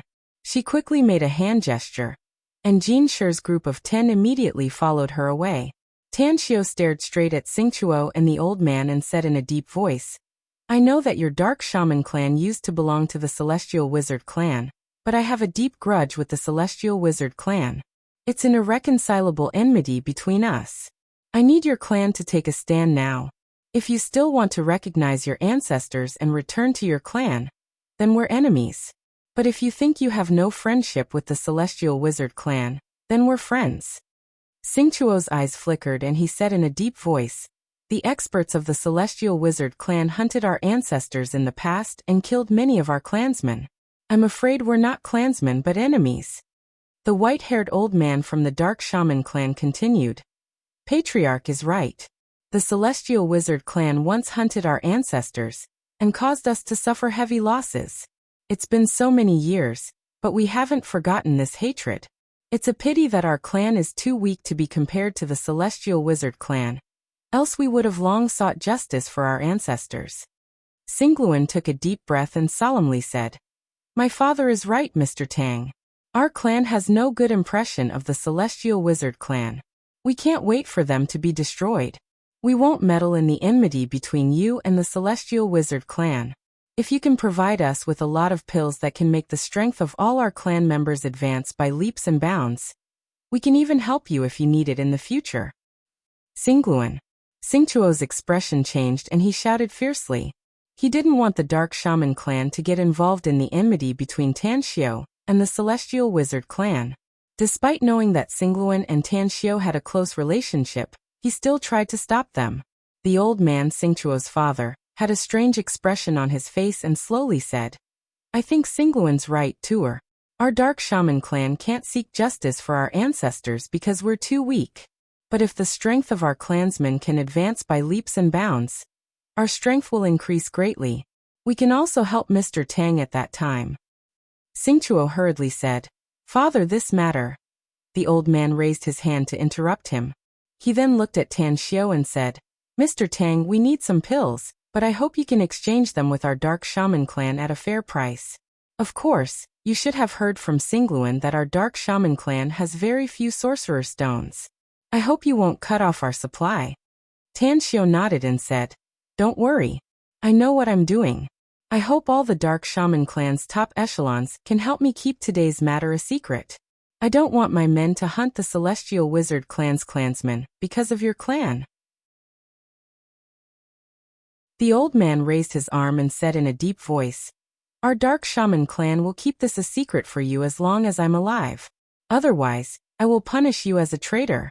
However, I still have a presumptuous request. I hope Mr. Tang can help us. Speak. Tanxiu nodded and said, Xingli is a very senior member of my Dark Shaman clan. His strength is second only to my son Xingchuo, said the old man. He has betrayed our clan and is a sinner of our clan. If your men find any traces of him during the operation, I hope you can inform us in time. Don't worry. I'll naturally tell you his whereabouts if I find any news about him, said Tanxiu. Also, I won't participate in Xingluan's abdication as the Dark Shaman clan's patriarch. I hope we'll be friends in the future and not enemies. All right. The members of the Dark Shaman clan nodded. Although they didn't like Tanxiu since many of their clansmen had died in Tanxiu's hands, their lives were now in Tanxiu's hands. Moreover, they were likely to get benefits from Tanxiu in the future, so they naturally didn't dare to neglect him. A few minutes later, in order to fulfill his promise, Xingluan asked his father to open the Dark Shaman clan's treasury and give all the demon stones he owed to Tanxiu. He even gave a blood obsidian stone to Tanxiu to thank Tanxiu for his help. Bangkok, Coconut Plantation. After Tanxiu returned with Mo, he found Zhuo Dequan, who was directing his men to clean up the ruins. He saw that the man was sweating profusely and looked fatigued. Tanxiu took out a porcelain bottle from his interspatial ring, poured a drop of body-refining liquid into it, and then came to him. Mr. Zhuo. Upon seeing Tanxiu's arrival, Zhuo Dequan immediately looked pleasantly surprised and said with a bit of respect, You're back, Mr. Tang. Kanaja just left not long ago. He asked me to tell you to visit him when you have time. I just called him on the way here, said Tanxiu. I have an urgent matter to deal with, so I won't be visiting him for the time being. Anyway, I came here to borrow your place to deal with something. I'll leave immediately after I'm done with it. Here, with a strange expression, Zhuo Dequan asked, This place has turned into ruins, Mr. Tang. I've arranged for Qing, and my 2 grandsons to stay in the hotel. What do you want to borrow this place for? I need an underground warehouse, said Tanxiu. You'll know what I'm going to do with it after I'm done with my work. You can use it as you wish, Mr. Tang, said Zhuo Dequan hurriedly. Also, if you're going to stay here for a long time, I'll immediately send someone to prepare daily necessities and send you meals on time. I don't need daily necessities, nor do you need to send me meals. Tanxiu waved his hand. I won't be staying here for a long time, 2 days at most. I'll leave Bangkok after I'm done with my work and return to China. However, there's one more thing I'm afraid I'll have to trouble you with. Please do tell, said Zhuo Dequan respectfully. You already know that my men and I came to Bangkok illegally by sea, said Tanxiu. Now that I'm done with my business, I'm in a hurry to return to China, so I'd like to fly back directly. Can you help me apply for a temporary passport? Can you help me with something at the airport? It's a bit difficult to apply for a passport, Mr. Tang, said Zhuo Dequan with an awkward expression. You're not from Tea country after all. Besides, I'm not familiar with the airport, so I don't have any connections even if I want to do it. But what? Asked Tan Xiao. But Kanaja can do it though, said Zhuo Dequan. Even if you don't buy a ticket and don't have a passport and other documents, he can still send you and your men to the plane. Kanaja? Recalling Kanaja's identity, Tan Xiao nodded and said, I'll have to trouble you to help me find Kanaja for this matter. Also, no matter how much gold you get in the next 2 days, you must send it to me as fast as possible. I'll give each of you a magic tool if you have enough gold before I leave. No problem. Zhuo Dequan looked pleasantly surprised and immediately grabbed his mobile phone to dial Kanaja's number. Tan Xiao came to the underground warehouse and directly closed the door after entering. Because the ventilation conditions were good, and the lights illuminated the inside, he didn't feel uncomfortable. Out! Tan Xiao took out the demon god spirit devourer cauldron from his interspatial ring and placed it in the middle of the warehouse. There were a lot of precious ores in his interspatial ring, but the first thing he needed to do was to extract the essence of the gold. True fire. As Tan Xiao cast a spell, the true fire burned under the demon god spirit devourer cauldron, while a large amount of gold stored in the warehouse was continuously poured into the cauldron under Tan Xiao's control. Smelting gold. It was very simple. He only needed to burn off all the impurities in the gold, leaving only the most essential metal essence. Furthermore, the true fire was very powerful as it melted the gold and formed a trace of metal essence. In just half a day, all the gold in the warehouse was smelted, leaving only a ball of liquid metal essence the size of a ping-pong ball floating in the center of the cauldron. Using this bit of metal essence to refine immortal tools is tantamount to a lunatic's ravings. But if I want to refine magic tools, I can refine a lot of them.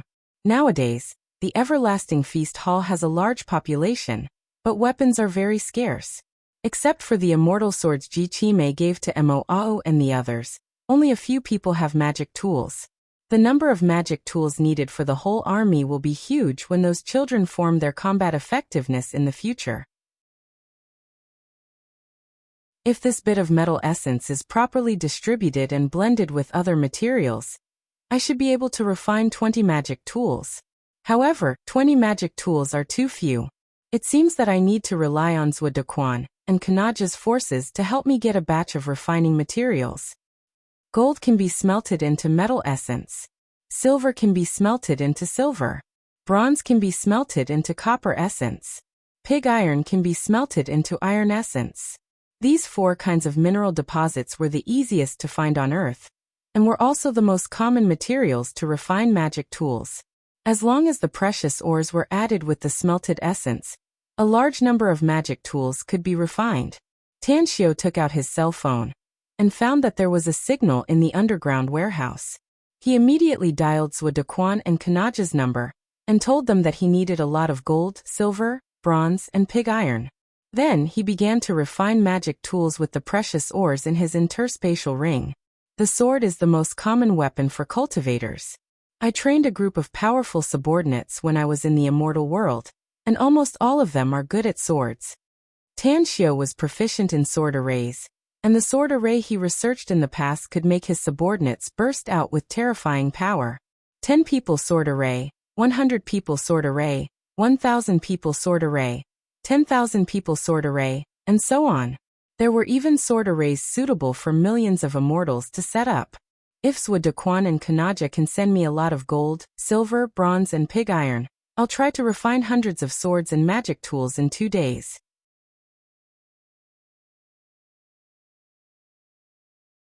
Chapter 981. Tan Xiao thought that Zhuo Dequan and Kanaja wouldn't be able to get a lot of refining materials due to the short period of time. However, he was taken aback after just 1 day.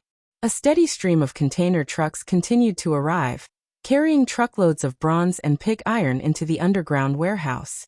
The number of porters alone numbered more than 1,000. In addition, large quantities of gold and silver were also delivered, many of which were made into exquisite jewelry.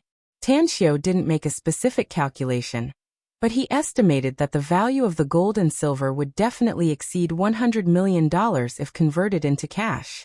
However, the speed at which the gold, silver, copper, and iron were delivered was fast, but the speed at which they were thrown into the demon god spirit devourer cauldron was even faster.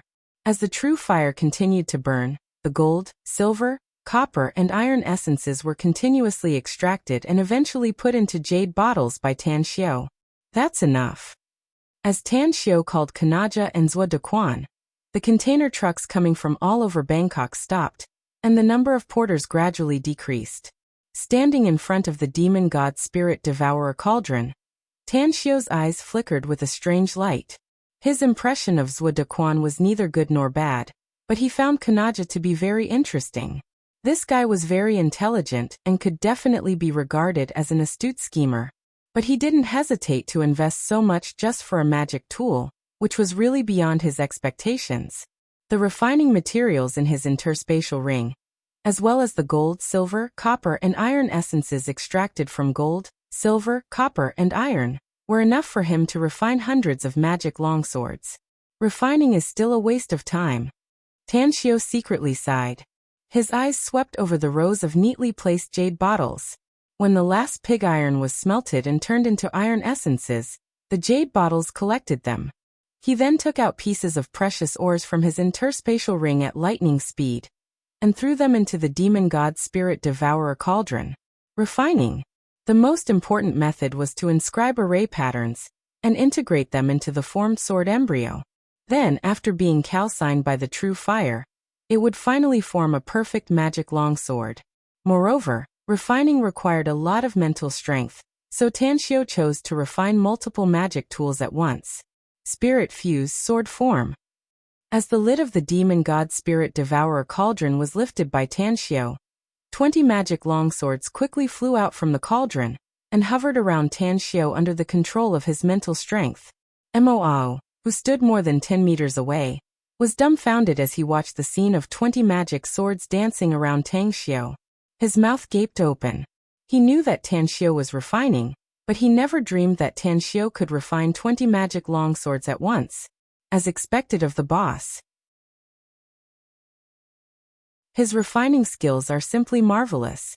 Mo sighed inwardly as he took a few steps back. To Mo Xiu's Tang Sun I Te said. Xiu Yang of Mo Mot. To Mo knew that Jin sure liked arrays, and the foundation of refining tools was to inscribe array patterns. If he were here now, he would definitely study tirelessly. He might even ask the boss for advice if he encountered something he didn't understand. Forget it. I'll help with my skills. I'm still good at frontal assaults and breaking through enemy lines. I don't care about arrays and refining methods. A smile appeared on the corner of Tang Xiu's mouth. As he gently raised his arm, 20 scabbards rushed out of the demon god spirit devourer cauldron. Following Tang Xiu's exquisite control, the 20 longswords instantly returned to their sheaths, while the brilliance on the swords was also wrapped by the scabbards. At this moment, "It's been 2 days, boss. Don't we have to rush back to China?" asked Mo.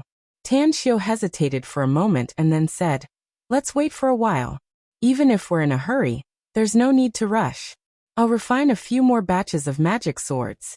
After we return to Jingmen Island and meet up with Yen, or we'll go to Nine Dragons Island and put the refined magic weapons into the armory.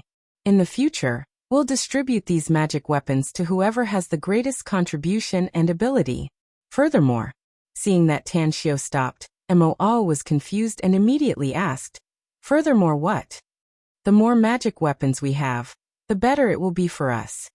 Tan Xiu said in a deep voice, "We're facing a formidable enemy. I'm going to test all the peripheral members of the Everlasting Feast Hall. When we face a formidable enemy, if they can pass the test, they'll be recruited as core members. I'll teach them more profound cultivation techniques, and open up the Ancient Scriptures Pavilion for them to learn magic spells and other essential knowledge for cultivators." Mo was confused. "Ancient Classics Library Pavilion? What kind of place is that?" Tang Xiu rolled his eyes and snappily said, "Before we left Nine Dragons Island, I put a lot of cultivation classics, secret manuals, cultivation general knowledge, and all kinds of other books I wrote before into an attic and named it as the Book Collection Pavilion. Don't tell me you don't know about it? That's right, said Tang Xiu snappily.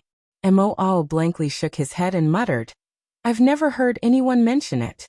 Boss, you were busy with your own things back on Nine Dragons Island, so I didn't know anything else aside from seclusion cultivation. Strange, why didn't Jean Sure and the others mention it to me? Oh, I know you're a cultivation maniac. Tan Xiu forced a smile and said, You'll seize the time to cultivate as long as you're not with me. But you must remember that cultivators not only need to cultivate, but also need to understand more common knowledge on cultivation, learn all kinds of magic spells, and delve into all kinds of secret techniques. Even if you're not proficient in array formations, artifact refining, and alchemy, you must learn them all. But even if you can't master them, you must at least master ordinary array formations, artifact refining, and alchemy. Else, you'll suffer a lot when you go to a new place with me one day. Boss, I think it won't be a problem even if I don't learn these things as long as my cultivation is high enough and my strength is strong enough, right? Tan Xiu turned serious and seriously said, As the saying goes, know your enemy and know yourself, and you'll be victorious in every battle. If your enemy is proficient in arrays and traps you in an array, how can you fight them head-on? You've also seen the means I use to arrange a large array to kill my enemies. Alchemy is to refine heavenly materials and earthly treasures into pills as your own cultivation resources. If you go to a place in the future and there's no alchemist proficient in alchemy there, are you going to look at the good stuff and lament your inadequacy? Another example is artifact refining. The most suitable weapon is always refined by yourself. Even if you have an immortal sword now, so what? How much of it can you really master? How much of its power can you unleash? Another example is magic spells.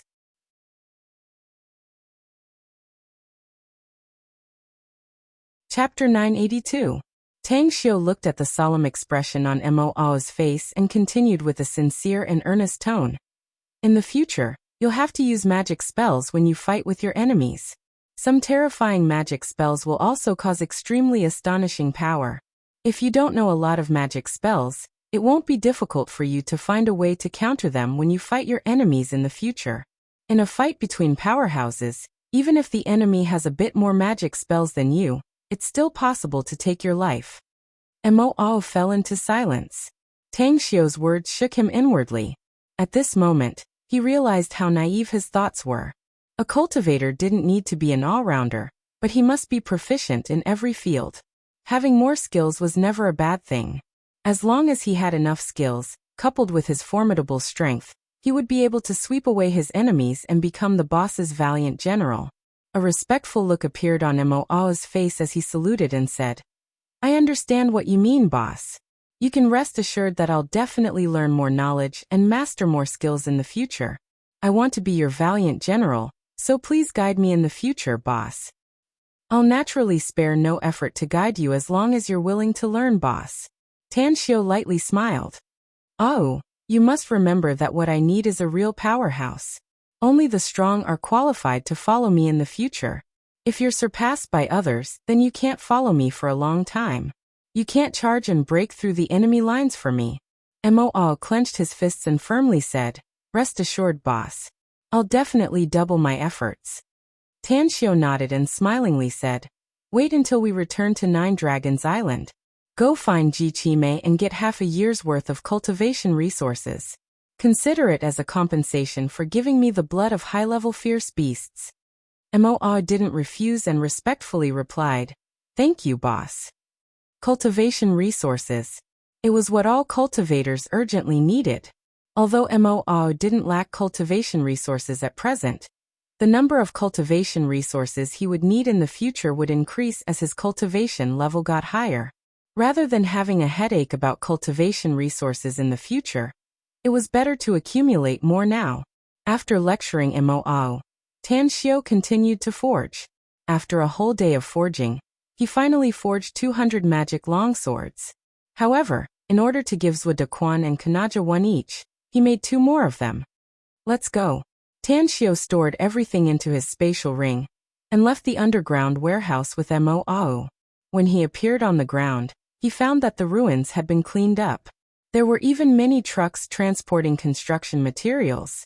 With the help of more than a dozen cranes, a large number of construction materials were placed everywhere.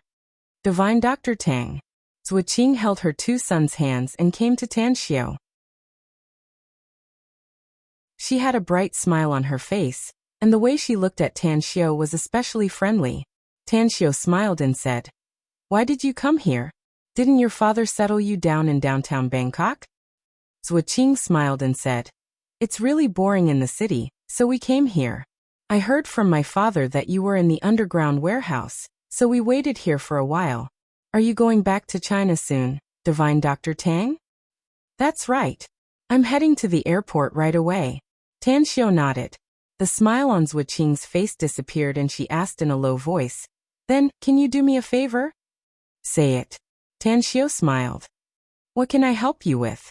Tang Xiao smiled and said, "This time I escaped China with my two sons. Aside from my father's former friend, I also have another bestie to help me. In order to help me, she seems to have offended Jingmen Island's local bully, a scoundrel.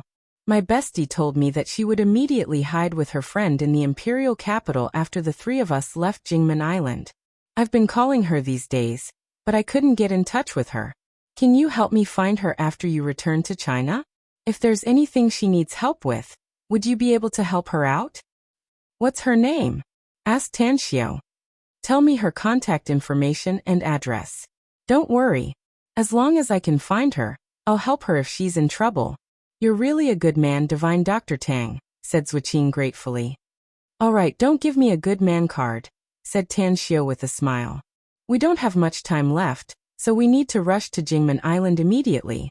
I'll send some gifts to your sons before I leave." "No need." Zuoqing opened her mouth. Tan Xiao raised his hand to interrupt her. He took out two jade pendants from his interspatial ring, tied them with ropes, and hung them around their necks. Then he lightly smiled and said, "Remember, no matter what happens, don't let them take off the jade pendants.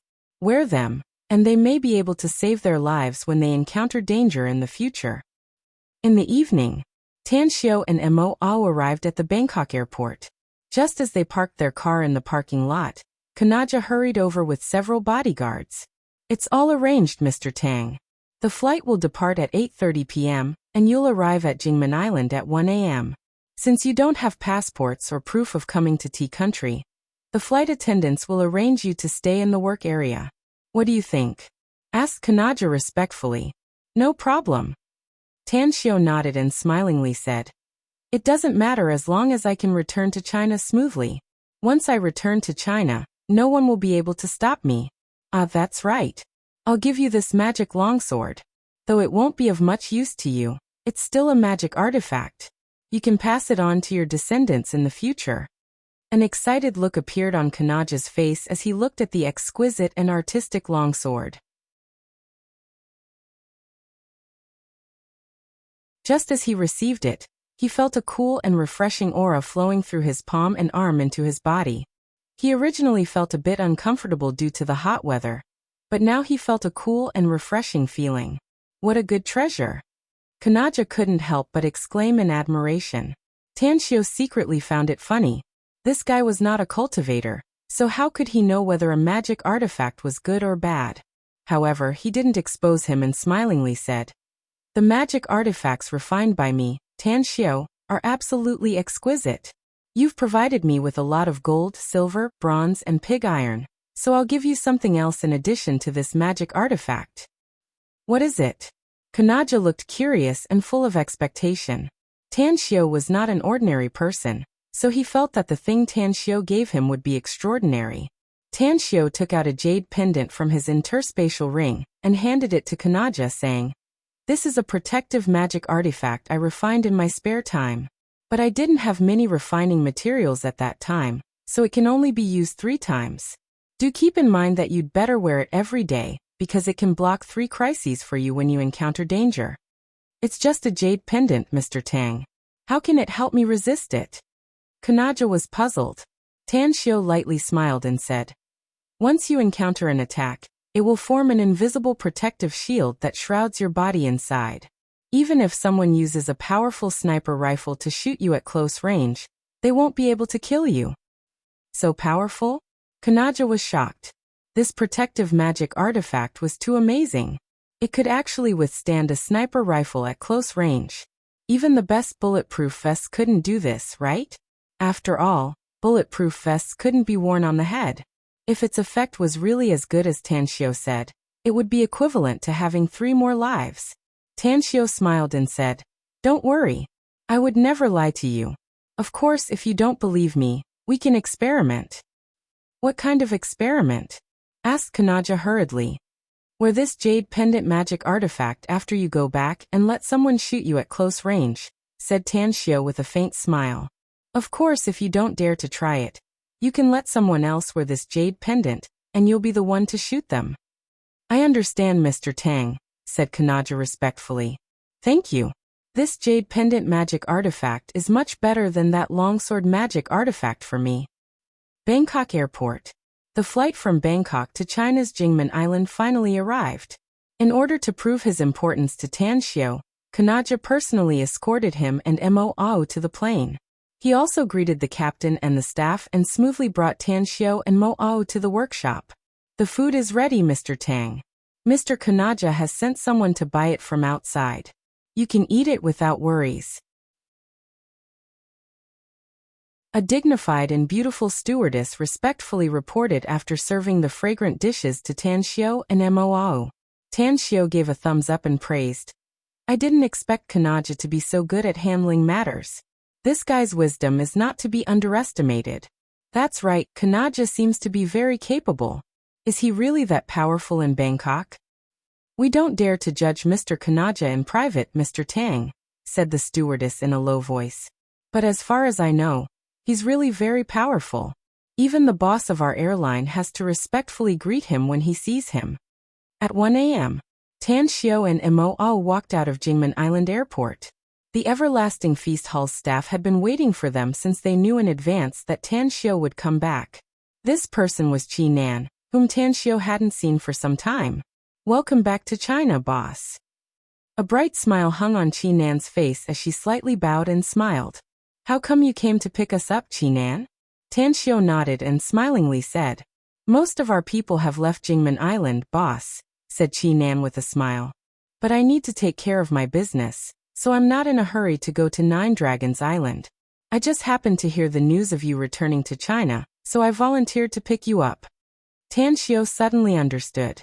He nodded and said, "Let's go. We'll head to the Jingmen Island HQ first. I need to handle something important." "What is it, boss?" asked Chi Nan curiously. Tang Chi glanced at her and said, "You seem to have a lot of questions, Chi Nan. Do remember that I don't want you to ask me too many questions in the future. Sometimes, the more you know, the worse it will be for you."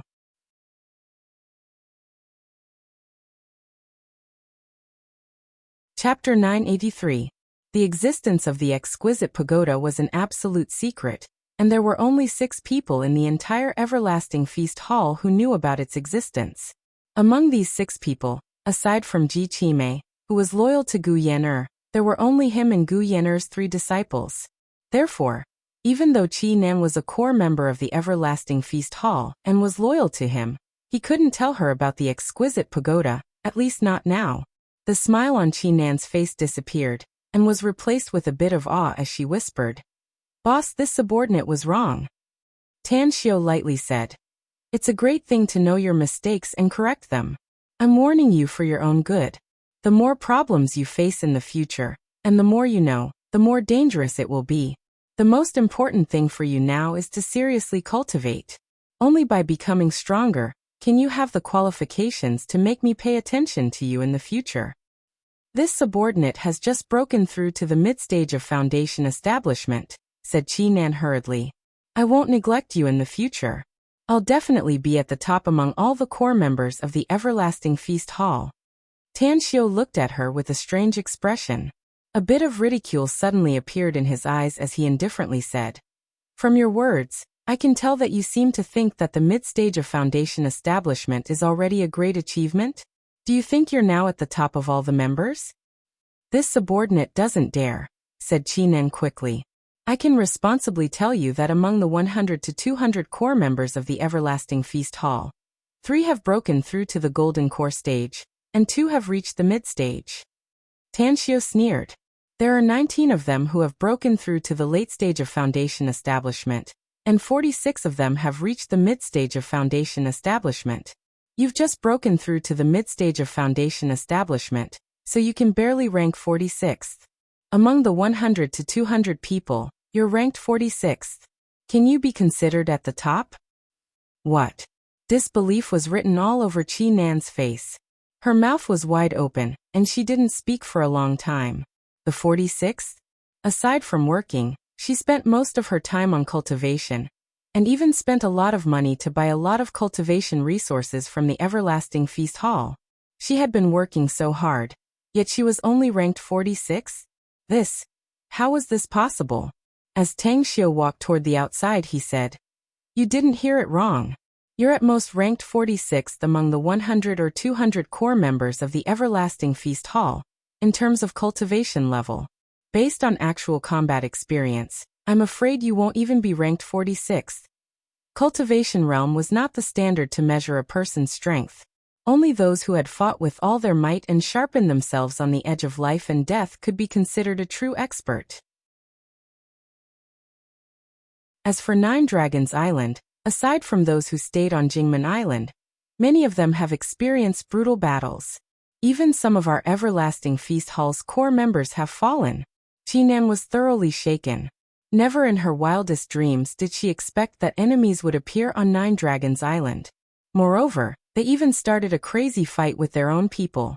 She didn't expect that some of her brothers and sisters would die in battle, and quite a few of them at that. What had happened over there? Suddenly, Qinan felt ashamed of herself for breaking through to the middle stage of the foundation building realm. He was improving, but others were also improving. There were probably many people who were working harder than him.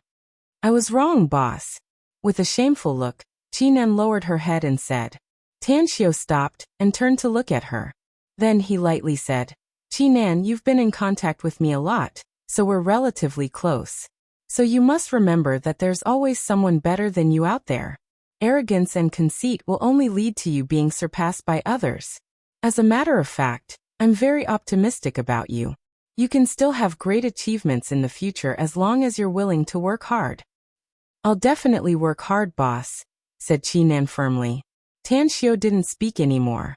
After coming to the parking lot, he just sat in the back seat and then looked at Qinan, who was sitting in the driver's seat, and said, Investigate someone for me.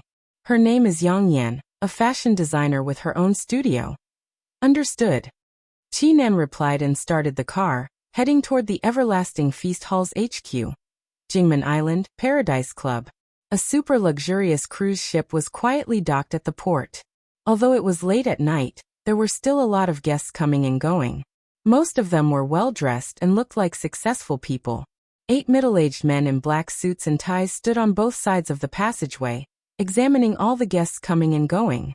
Ouyingyun was wearing a red evening gown with a sparkling platinum necklace on her neck. A charming smile hung on her beautiful face as she checked the membership cards of the guests who came here. Hello, please show me your membership card. Ouyingyun smiled and looked at the woman in front of her, who looked a bit embarrassed and evasive. Yang Yan's fingers grabbed the corner of her clothes. She hesitated and asked, I want to spend in the Paradise Club. Do I still need a membership card? I know a waiter in the Paradise Club. He's my younger brother. Can you make an exception and let me go in to look for him? Ouyingyun slightly furrowed her brows and lightly said, I'm sorry, I can't let you go in without a membership card. As for your brother, he's a waiter in our Paradise Club. You can call him if you want to look for him, and ask him to come out and see you. I called him but I couldn't get through to him, said Yang Yan hurriedly. What's your brother's name? Asked Ouyingyun. Yang Fei, answered Yang Yan. Ouyingyun looked at the middle-aged man next to her and said in a deep voice, Go and ask if our Paradise Club has a waiter named Yang Fei. If there is, bring him here. Understood. The middle-aged man replied and strode toward the luxury liner. A few minutes later, The middle-aged man came over with a sleepy young man. When they came to the entrance, the young man looked surprised. He strode forward and looked at Yang Yen, calling out, "Big sis, how did you find this place? Didn't I tell you not to disturb my work if there's nothing important?" Yang Yen looked at Ouyang Yun and wanted to speak but hesitated. Ouyang Yun had just checked the membership cards of the guests. After noticing Yang Yan's expression, she immediately said, "If it's inconvenient for outsiders to know about your conversation, you can talk in a distant place. However, the liner will set sail in half an hour. As a waiter of the Paradise Club, I hope you won't let your private affairs affect your work." "I understand, General Manager," said Yang Fei quickly. After a while, Yang Yen and Yang Fei came to a place tens of meters away. With a curious look on his face, Yang Fei asked in a low voice, "Big sis, what's going on? Why are you here?" "Little Fei, hurry up and quit your job here," said Yang Yen bitterly. "Come with me to the imperial capital for a while. I've already contacted someone in the imperial capital. Let's stay at my classmate's place for a while, and then we'll make further plans." "Why are we going to the imperial capital, big sis?" asked Yang Fei confused. "I offended some powerful and influential people in Jingmen Island," said Yang Yan. "They're now hunting me down. If my guess is correct, they'll soon trace it to you through me. So let's leave Jingmen Island first and go to the imperial capital to avoid the storm. After some time, we'll come back quietly and sell our properties. Jingmen Island will no longer be suitable for us to live in later." Yang Fei's face turned pale and he hurriedly asked, "Big sis, who did you offend? What's going on? Tell me clearly." Yang Yan forced a smile and said, "I offended the owner of the Garden Stud Farm just to help my bestie. You've ridden horses with me, so you should know the owner of the Garden Stud Farm, Guofugue. He's powerful and influential in Jingmen Island. Even if he can't cover the sky with one hand, it's still easy for him to deal with some people. Also, I can tell you that there's someone behind Guofugue, and it seems like that person is more powerful than him. That's why we must run away to the imperial capital to avoid the storm." The sudden news scared Yang Fei and made him shiver all over. He naturally knew who Guofugue was. He even knew more than his sister. Guofugue.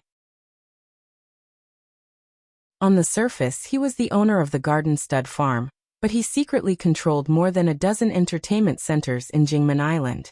He was also the owner of several five-star hotels, and one of the main people in charge of an underground money house. Never did Yang Fei imagine that his sister would provoke such a big trouble. Guofugue was a ruthless character in Jingmen Island. Almost no one who offended him would have a good end. Yet, there was someone even more powerful behind him. This was a disaster that could take his life. "Big sis, wait for me. I'll immediately resign to the leader, and then we'll leave Jingmen Island as soon as possible," said Yang Fei in a deep voice. Yang Yan nodded without a word. She looked at her brother's receding back and felt guilty. Ever since their parents passed away 5 years ago, the two of them had been relying on each other for survival. Although she worked to earn money to support her brother's college education, he never asked her for a penny after his graduation. Instead, he often used his salary to buy things for her instead. But this time, it was her who implicated him and forced him to flee to the ends of the world. Yang Fei strode to the boarding entrance and looked at Ouyang Yun. He hesitated and said, "General Manager, I want to resign." "Give me a reason." Ouyang Yun said indifferently, "My sister has offended someone. We need to leave Jingmen Island immediately," said Yang Fei bitterly. Ouyang Yun was flabbergasted and asked, "Offended someone? Who did you offend?" Yang Fei knew about the Paradise Club's backer and Ouyang Yun's identity.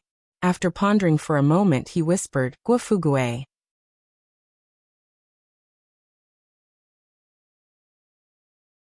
Chapter 984. Ouyang Yun was a member of Jingmen Island's Ouyang family. She was sent here to be the Paradise Club's general manager, so her identity was naturally not ordinary. Even the eldest daughter of the Ouyang family, Ouyang Lulu, had to call her elder cousin. Therefore, she naturally knew Guofugue's identity. However, she never thought that the older sister of this waiter would have such a great ability to offend Guofugue. Ouyang Yun was silent for a few seconds before she slowly said, "Your sister has offended Guofugue, so tell her to hide. You're a member of my Paradise Club, so you naturally don't need to be afraid of Guofugue's revenge. Yang Fei shook his head and said, General Manager, my sister is my only relative. I can't ignore her. Please approve my resignation. Ouyingyan sighed and said, Forget it. Since you insist on leaving, then I'll agree. Go inside and hand over your work, and then… Suddenly, her words came to a halt, and a strange expression appeared in her eyes. She shook her head helplessly and sighed. I'm afraid it's impossible for you to leave now. There are at least a dozen of Guofugue's men in the surroundings, and his right-hand thug, that ruthless field mouse, has already come here. Yang Fei abruptly turned his head and saw that his sister, Yang Yan, had a panicked expression on her face as she rushed toward him. His eyes instantly swept the surroundings and found that at the edge of the bright spotlights, a few figures had appeared in his line of sight. Among them were two men who were following behind his sister, walking over with a murderous aura. Little Fei, you go first. In a panic, Yang Yan took out a fruit knife from her bag and dashed over, shouting hurriedly. Yang Fei shook his head and said, Big sis, it's a blessing and not a curse. Don't worry. I won't let them hurt you as long as I'm still standing. General Manager, thank you for agreeing to my resignation. I'm no longer an employee of the Paradise Club. I hope I won't bring you trouble because of us. Guofugue doesn't have the qualifications to bring me trouble, said Ouyingyan disdainfully. But have you really thought it through? Once you decide to leave our Paradise Club, your life and death will have nothing to do with us. Yang Fei was silent for a moment and bitterly said, General Manager, I understand the rules. Whether I live or die today has nothing to do with you. After saying that, he snatched the fruit knife from Yang Yan's hand and shielded her behind him. He looked coldly at the two men who were striding toward him. When Ouyingyan saw Yang Fei's actions, he shook his head regretfully and sighed. She admired Yang Fei's courage and uprightness, but her Ouyang family and Guofugue had always minded their own business. She wasn't willing to cause conflict between her Ouyang family and Guofugue because of a waiter, even though her Ouyang family wasn't afraid of Guofugue. Miss Ouyang. The middle-aged man on the left wearing a black suit with a scar on his left cheek glanced at Yang Yan and Yang Fei, before nodding with a hint of respect. Ouyingyan lightly smiled and said, Earth Mole, you really don't show up until late at night. You've brought so many people here today. Are you trying to cause trouble here? The scar-faced man shook his head and said, Miss Ouyang misunderstood. Even if you give me 100 guts, I won't dare to bring people to cause trouble here. The main reason I came here today is because of this bitch. She injured one of our brothers, so I need to take her back and hand her over to my boss. Ouyingyan couldn't help laughing and said, Look at her. She doesn't even have the strength to truss a chicken. How could she injure your men? There should be some misunderstanding here, right? The scar-faced man shook his head and said, We've investigated it clearly, Miss Ouyang. She injured one of our brothers, and she's very ruthless. Our brother is now lying in the hospital and will probably have to use a wheelchair in the future. But I wonder if she's one of your people? Ouyingyan looked at Yang Yan with a surprised expression. She immediately shook her head and said, She has nothing to do with my Ouyang family, and I don't care about the matter between you two. But this time and this place belongs to my Ouyang family, so please leave if you want to solve your personal conflict. The scar-faced man nodded and shot a cold look at Yang Fei. He then said in a deep voice, You should be Yang Yan's younger brother Yang Fei, right? We've investigated your situation, so please come with us. Yang Fei took a deep breath and grabbed Yang Yan's hand. Then he said in a deep voice, We'll go with you. Ouyingyan looked at their backs as they left and secretly shook her head. She was perfectly aware of one thing. Once Yang Fei and Yang Yan left with Earth Mole's group, they would most likely face a narrow escape. However, she had seen a lot of life and death since she took over the Paradise Club, so she didn't feel like poking her nose into other people's business.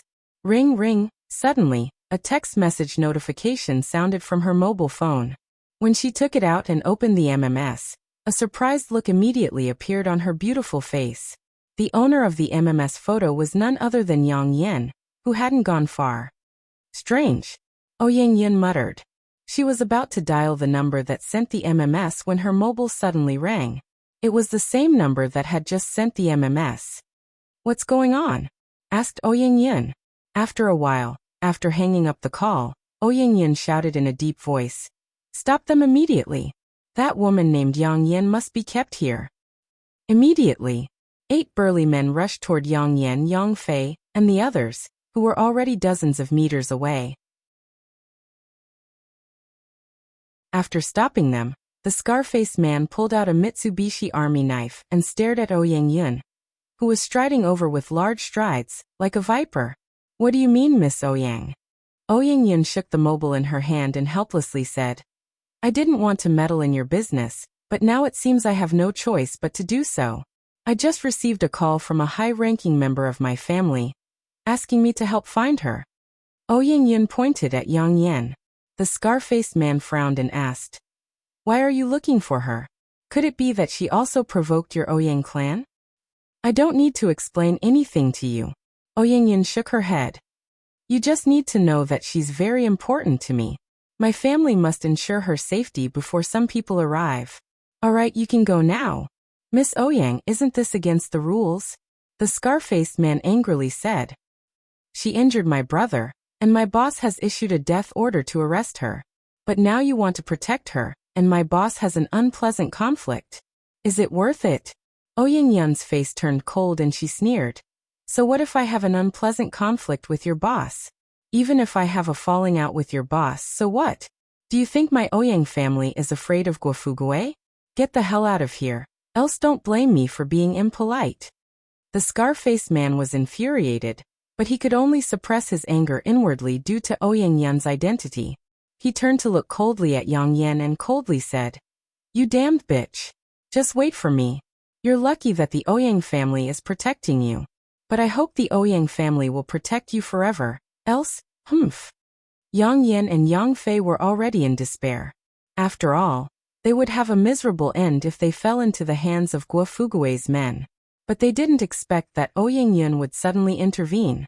Yang Yin watched the scar-faced man leave, and walked to a dark place tens of meters away.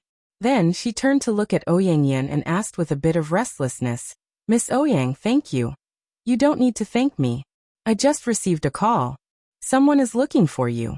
I've already passed the news that you're here, and I believe someone will come here soon, said Ouyang Yin lightly.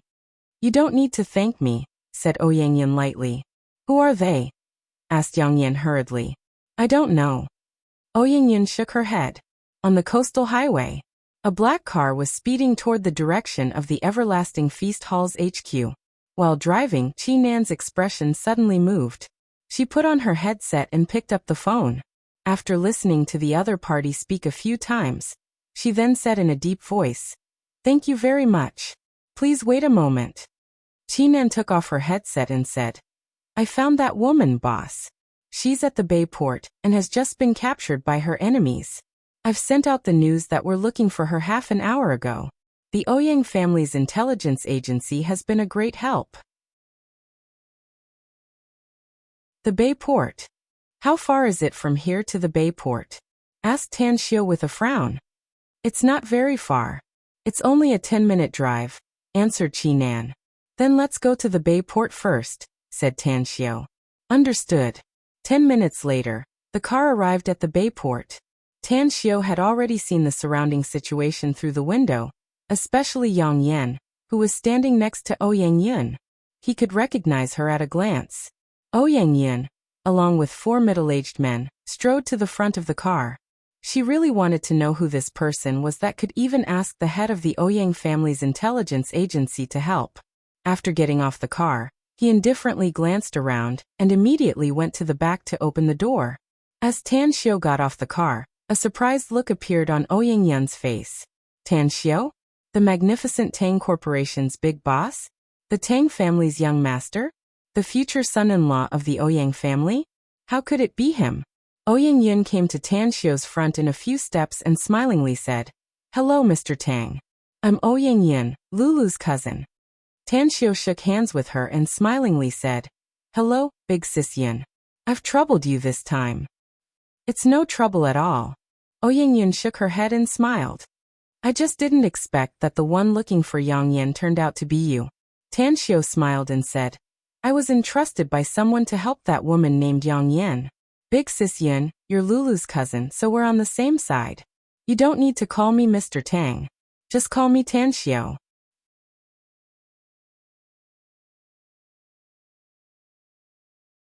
Chapter 985. Since we're family, then I won't be polite with you, said Ouyang Yin with a smile. Tanxiu, Yang Yan is over there.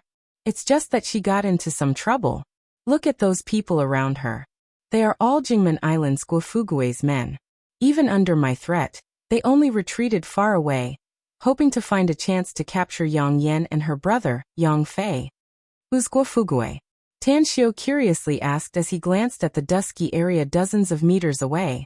Ouyang Yin said, there's a very capable guy in Jingmen Island.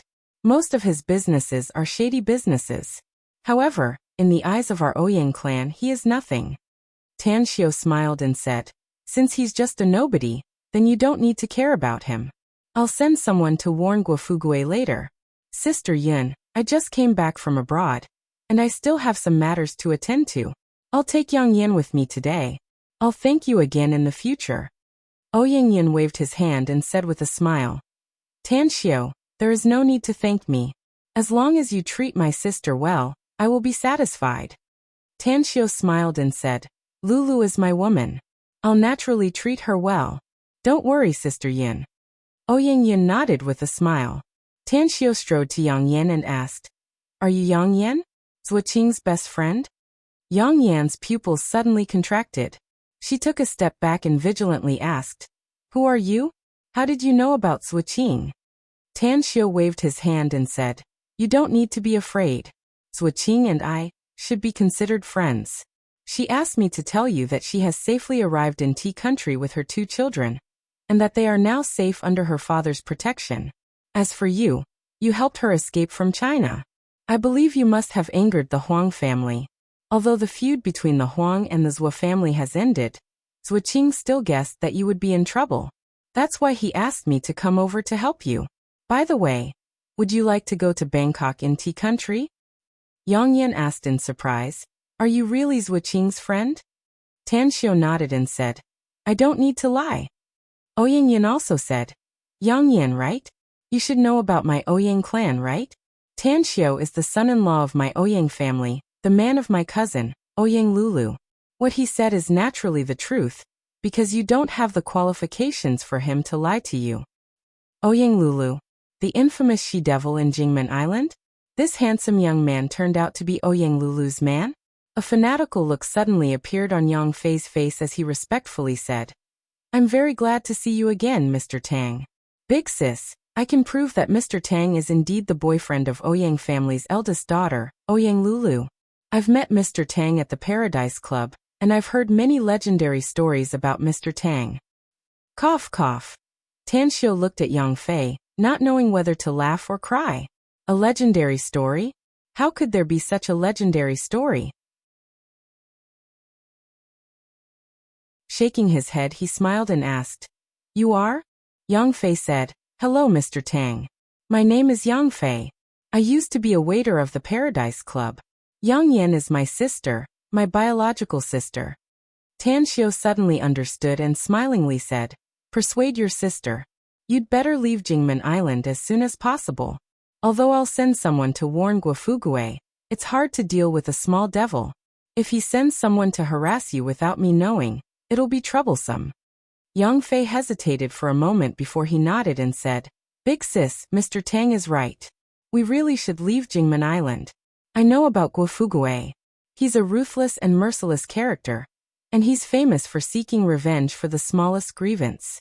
It's a good choice to go to Tea Country. Yang Yan nodded repeatedly. Today's situation had turned for the better, and she and her brother's safety was guaranteed. She was already thankful to the heavens and the earth for the sudden appearance of a savior. Now, she would agree to whatever Tanxiu said. Tanxiu greeted Ouyang Yin and led the siblings to the front of the car. Then he said in a deep voice, Chi Nan, send someone to Bangkok in Tea Country. Don't make any mistakes on the way. Also, go see that Guofugui in person and warn him not to pester Yang Yan again. What if Guofugui insists on making things difficult for Miss Yang? Asked Chi Nan. If he doesn't listen to my advice, then there's no need for him to mingle in Jingmen Island anymore, said Tan Xiao indifferently. Go. Finish this matter quickly and return to HQ earlier. Qinen nodded and suddenly asked, Boss, there's only one car you. Don't worry about us. You go first, said Tan Xiao with a faint smile. After Qinen left, Tan Xiao returned to Ouyang Yin and asked, Big Sis Yin, can you lend us a car? We still have something important to do as soon as possible. It's a small matter. I'll send someone to drive the car right away, said Ouyang Yin with a smile. But I've already told my cousin about your arrival here. You should wait for him. He'll be here soon. Cousin? Who's your cousin? Asked Tan Xiao. Is it Ouyang Lei? That's right. It's indeed Ouyang Lei, said Ouyang Yin with a smile. He was born 4 days earlier than me, so I call him cousin. Tan Xiao thought for a moment before he nodded and said, Since he's already here, then I'll wait for him for a while. That's right, hasn't Lulu dealt with the Paradise Club? How come it's still in the hands of your Ouyang family? Lulu did sell this luxury cruise, but the buyer is my Ouyang family, said Ouyang Yin with a smile. Like Lulu said, if you marry a chicken, follow the chicken. If you marry a dog, follow the dog. If you marry a monkey, you can walk all over the mountain. She's determined to marry you, so she hurriedly cut off all relations with my family. My first uncle has been lamenting that his daughter is always thinking about her husband's family even before she gets married. Cough, cough. Tan Xiao coughed twice to cover up his embarrassment. But after recalling Ouyang Lulu's actions, he found that what Ouyang Yun said was indeed reasonable. Even when he was with Ouyang Lulu, that girl had begun to count with her fingers, thinking about how much money the Ouyang family would give her when she marries him in the future. Half an hour passed by. Tan Xiao was sitting in the most luxurious hall of the Paradise Club, chatting with Ouyang Yin while waiting for Ouyang Lei's arrival. Bam! The hall's door was forcefully pushed open as the burly Ouyang Lei strode into the room. When he saw Tan Xiao, a pleasantly surprised look immediately appeared on his face. He opened his arms to greet him and shouted, Future brother-in-law, it's really you. When I received the call before, I thought it was a lie from the person in charge of intelligence. Ha ha ha, we haven't seen each other for more than half a year, right? I didn't expect you to be so handsome. Tan Xiao couldn't help laughing. He got up and gave him a big hug. After letting go, he said with a smile, Brother Lei, I didn't expect that you still haven't rested even though it's already so late. I heard that you've recently taken over the Ouyang family's power. I believe it won't be long before you become the new patriarch of the Ouyang family, right? Ouyang Lei waved his hand and smilingly said, My father is old but vigorous. He's even more energetic than me now. It's still far away for me to become the patriarch of the Ouyang family. But your business is flourishing and your power keeps soaring. Lulu called me a few days ago. She said that you're always busy and don't have much time to accompany her. I do have some things to deal with, but she's pressured me, so I promised to accompany her for some time. Tan Xiao said with a smile. But you heard from Lulu that you've found your sweetheart? When will you get married? I'll give you a big gift when the time comes. Soon. Ouyang Lei grinned and said, We'll get married at the end of this year. Why don't you give me that gift first? You haven't gotten married yet. What's the matter with me giving you a big gift now? Tan Xiao was at a loss whether he had to cry or laugh. But I do have some good things for you. With that said, Tan Xiao took out a porcelain bottle and a book from his interspatial ring.